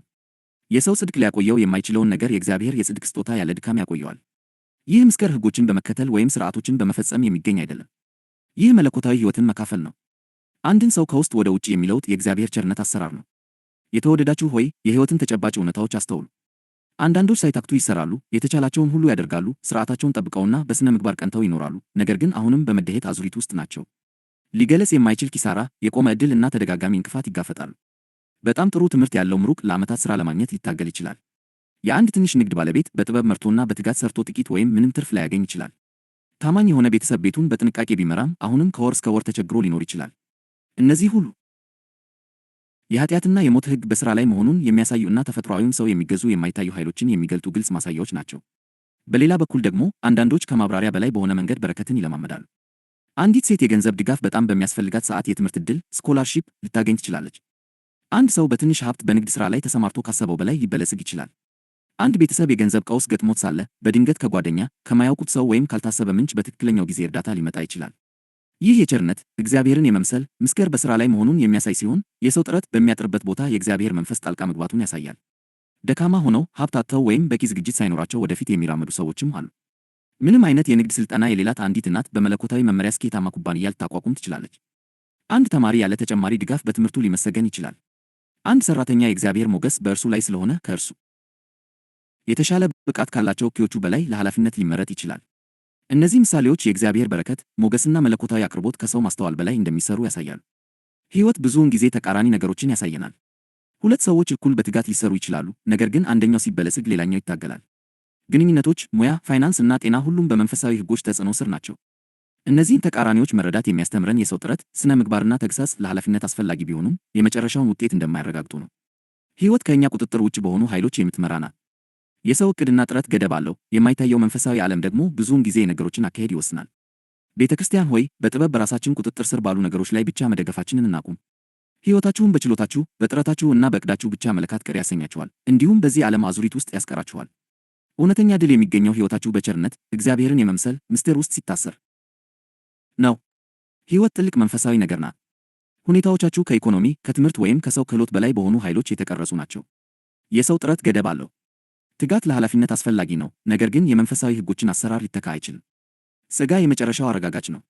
እውነተኛ ደህንነት የሚመጣው በእናንተ ውስጥ ከሚኖረው ከእግዚአብሔር ሕይወትና መገኘት ነው። ዛሬ ከመልፋት ወደ እጅ መስጠት እንድትሸጋገሩ እጠይቃችኋለሁ። ሕይወታችሁን ለማይታየው አገዛዙ አስረክቡ። በሕይወታችሁ ያለውን እያንዳንዱን የዓመፃ አዋጅ ሊሽር በሚችለው በእግዚአብሔር ቸርነት ታመኑ። ራሳችሁን በክርስቶስ ካለው የሕይወት መንፈስ ጋር አስማሙ። ያን ጊዜ ከደካማነት ወደ ማይናወጥ ሕይወት፣ ከውስንነት ወደ ብልጽግና፣ ከትግል ወደ መለኮታዊ ሞገስ ትሸጋገራላችሁ። ጳውሎስ ወደ ሮሜ ሰዎች ምዕራፍ 8 ቁጥር 2 ላይ እንዳወጀው በክርስቶስ ኢየሱስ ያለው የሕይወት መንፈስ ሕግ ከኃጢአትና ከሞት ሕግ አርነት አውጥቶኛል። ይህ የበላይ የሆነው ሕግ የማይታየው የእግዚአብሔር ቸርነት አገዛዝ በእርሱ ስር ለመኖር የሚመርጥን እያንዳንዱን አማኝ የሚያቆይ፣ የሚጠብቅ፣ የሚያድስና የሚያበለጽግ ምስጢራዊ አሰራር ነው። በዚህ ሕግ ስር ስትመላለሱ ሞገስ ይገለጣል፣ በረከቶች ይመጣሉ፣ መታደስ ይፈሳል። ሕይወታችሁ በክርስቶስ ባለው የሕይወት መንፈስና በቸርነት እግዚአብሔርን የመምሰል ምስጢር የሚመራ ስለሆነ ደህንነቱ የተጠበቀና የማይናወጥ ይሆናል። የተወደዳችሁ ሆይ ዛሬ በዚህ አገዛዝ ስር ሙሉ በሙሉ የምትገቡበት ቀን ነው። ዛሬ የማይታየውን የምታምኑበት፣ በመንፈሱ የምታመኑበትና በቸርነት እግዚአብሔርን የመምሰል ምስጢር የምትኖሩበት ቀን ነው። ሕይወታችሁ ለዘላለም ተለውጦ ይቀራል። የጸጋው ምስጢርና የመለኮታዊ ልውጥ አዋጅ። ወገኖቼ ሆይ ዛሬ በሰው ልጅ ሕይወት ውስጥ ተገምዶ ስላለው ስለ አንዱ ጥልቅና ረቂቅ ምስጢር በታላቅ ደስታ እናገራለሁ። ጥፋት፣ ድክመት፣ መደሄትና መከራ በምስጢራዊ ሁኔታ የሰው ልጅን ሁሉ እንደነኩት ሁሉ ዛሬ ደግሞ ፈውስ፣ ጥበቃ፣ ከለላ፣ በረከት፣ ብልጽግናና መለኮታዊ ኃይል በሚያስገርም እና በሏላዊ መንገድ በሕይወታችሁ ላይ ተለቀዋል። ይህ በአጋጣሚ የመጣ ድንገቴ አይደለም፣ ወይም ደግሞ ዝም ብሎ የሆነ ክስተት አይደለም። ይህ እግዚአብሔር ራሱ የመሠረተው የማይናወጥ የመንፈሳዊ መርህ አሰራር ነው። የሰውን ሕይወት የሚያሰቃዩትን እነዚህን የውሱንነት ሥርዓቶች እያንዳንዳችን በግል አልመረጥናቸውም። ሕመም ወደ ዓለም ከመግባቱ በፊት የእኔንና የእናንተን ፈቃድ አልጠየቀም። መደሄትም ከመከሰቱ በፊት ጽድቃችንን አላማከረም። ፍርሃት፣ ብልሽት፣ መበስበስ እና ሞት ጥረታችንን ወይም ዓላማችንን ሳይለዩ በዓለም አቀፍ ደረጃ በሁሉ ላይ ተስፋፍተዋል። ቅዱስ መጽሐፍ በግልጽ እንደሚነግረን ይህ ዓለም አቀፋዊ መከራ በአንዱ ሰው በኩል ወደ ዓለም ገባ። ስለዚህ ምክንያት ኃጢአት በአንድ ሰው ወደ ዓለም ገባ፣ በኃጢአትም ሞት፣ እንደዚሁም ሁሉ ኃጢአትን ስላደረጉ ሞት ለሰው ሁሉ ደረሰ። ወደ ሮሜ ሰዎች ምዕራፍ 5 ቁጥር 12 ተብሎ እንደተጻፈው የሰው ልጅ ለድክመት የተገዛው በግል ምርጫው ሳይሆን በወደቀው ሥርዓት ውስጥ ተሳታፊ በመሆኑ ብቻ ነው። ነገር ግን ወንጌል ዛሬ ከዚህ የሚበልጥ ሌላ ታላቅ ምስጢር ያውጃል። መከራ ያለ እኛ ፈቃድ እንደመጣ ሁሉ ቤዛነትም ያለ እኛ ብቃት በክርስቶስ መጥቷል። እኛ ሳንመርጥ ድሆች እንደተደረግን ሁሉ ዛሬ ደግሞ ሳይገባን በክርስቶስ ባለጸጎች ተደርገናል። የጸጋ ምስጢር ይህ ነው። በአንዱ ሰው አለመታዘዝ ወደ ሰው ልጅ የገባው ያ የሞት ቀንበር በአንዱ ሰው በኢየሱስ ክርስቶስ መታዘዝ ለዘላለም ድል ተመትቷል፣ ተገልብጧል። ቃሉ ሲናገር እንግዲህ በአንድ በደል ምክንያት ፍርድ ለኩነኔ ወደ ሰው ሁሉ እንደመጣ እንዲሁ በአንድ ጽድቅ ምክንያት ስጦታው ሕይወትን ለማጽደቅ ወደ ሰው ሁሉ መጣ። በአንዱ ሰው አለመታዘዝ ብዙዎች ኃጢአተኞች እንደሆኑ እንዲሁ በአንዱ መታዘዝ ብዙዎች ጻድቃን ይሆናሉ። ወደ ሮሜ ሰዎች ምዕራፍ 5 ቁጥር 18 19 ይላል። ያ የመስቀሉ ሥራ ታላቁ መለኮታዊ ልውጥ ሆኖ ቆሟል። ክርስቶስ በስቃያችን ላይ እንዲሁ አላዘነም፣ ይልቁንም ወደ ስቃያችን ውስጥ ዘልቆ ገባ። ፈውስ በነጻነት በሕይወታችሁ እንዲፈስ እርሱ ሕመምን ተሸከመ። በረከት በቤታችሁ እንዲለቀቅ እርሱ መደየትን ተሸከመ። እኛ ተቀባይነትን እንድናገኝ እርሱ መገፋትን ተቀበለ። የሰው ልጅ በምስጢራዊ ሁኔታ ወደ ስቃይ እንደተዘፈቀ ሁሉ አሁን ደግሞ በክርስቶስ በኩል በምስጢራዊ ሁኔታ ወደ በረከት ሰማያት ከፍ ብሏል። ወገኖቼ ይህ ሥራ ከሰው ልጅ አመክንዮ እና ከፍልስፍና በላይ የሚሠራ ነው። ፈውስ ብዙ ጊዜ የሰው ጥረት በከሸፈበትና ተስፋ በተቆረጠበት ቦታ በኃይል ይገለጣል። ጥበቃ አደጋው እርግጥ በነበረበትና ክፋት በከበበበት ቦታ ይታያል። እነዚህ እውነታዎች ለሥራችን የሚሰጡ ሽልማቶች አይደሉም፣ ይልቁንም በክርስቶስ የሆንን የእግዚአብሔር ልጆች መሆናችን የሚረጋገጥባቸው የልጅነት ውርሶቻችን ናቸው። ቅዱስ መጽሐፍ ይህንን ድንቅ ነገር ሲገልጽ ለነርሱም እግዚአብሔር በአሕዛብ ዘንድ ያለው የዚህ ምስጢር ክብር ባለጠግነት ምን እንደሆነ ሊያስታውቅ ወደደ። ምስጢሩም የክብር ተስፋ ያለው ክርስቶስ በእናንተ ዘንድ መሆኑ ነው። ወደ ቆላስይስ ሰዎች ምዕራፍ 1 ቁጥር 27 በማለት ያበስረናል። ቀደም ሲል ድክመትን ያስተላልፍ የነበረው ያው የማይታይ የመንፈስ መርህ አሁን ሕይወትን በደም ሥሮቻችሁ ያስተላልፋል። በአዳም በኩል ተላልፎ የነበረው የውድቀት ውርስ አሁን በክርስቶስ በኩል በላቀ ክብር ተበልጧል። ስለዚህ ከዛሬ ጀምሮ አማኝ የሚኖረው መከራን በመፍራትና በመጨነቅ ሳይሆን በጸጋው ላይ ባለው ሙሉ መተማመን ነው። እኛ የችግርን እውነታ አንክድም፣ ነገር ግን የቤዛነትን የበላይነት በጠላት ላይ እናውጃለን። መከራ ዓለምን ሊነካ እንደሚችል እንቀበላለን፣ ነገር ግን መለኮታዊ ጥበቃ በእግዚአብሔር ልጆች ላይ እንደሚያርፍ እናምናለን። የሰው ልጅ ቀደም ሲል በኪሳራ እንደተካፈለ ሁሉ አሁን ደግሞ በተሃድሶና በክብር እንደምንካፈል በድፍረት እናረጋግጣለን። የወንጌል ዋስትና ይህ ነው። ሁላችንም በምስጢራዊ ሁኔታ እንደተመታንና እንደደከምን ሁሉ እንዲሁ በምስጢራዊ ሁኔታ በክርስቶስ እንፈወሳለን፣ እንባረካለን እና ሰማያዊ ኃይልንም እንቀበላለን። ይህ በሥራ አይደለም፣ በሰው ጥበብ አይደለም፣ ነገር ግን ትልቅ ምስጢርን፣ ጠንካራ ውርስን እና የማይናወጥ ሕይወትን ባመጣው በኢየሱስ ክርስቶስ ፍጹም ሥራ ነው። ይህ ዝም ብሎ መልካም ምኞት አይደለም፣ ይህ ዘላቂ ቃል ኪዳን ነው። ይህ አዎንታዊ አስተሳሰብ አይደለም፣ ይህ የማይለወጥ መለኮታዊ እውነታ ነው።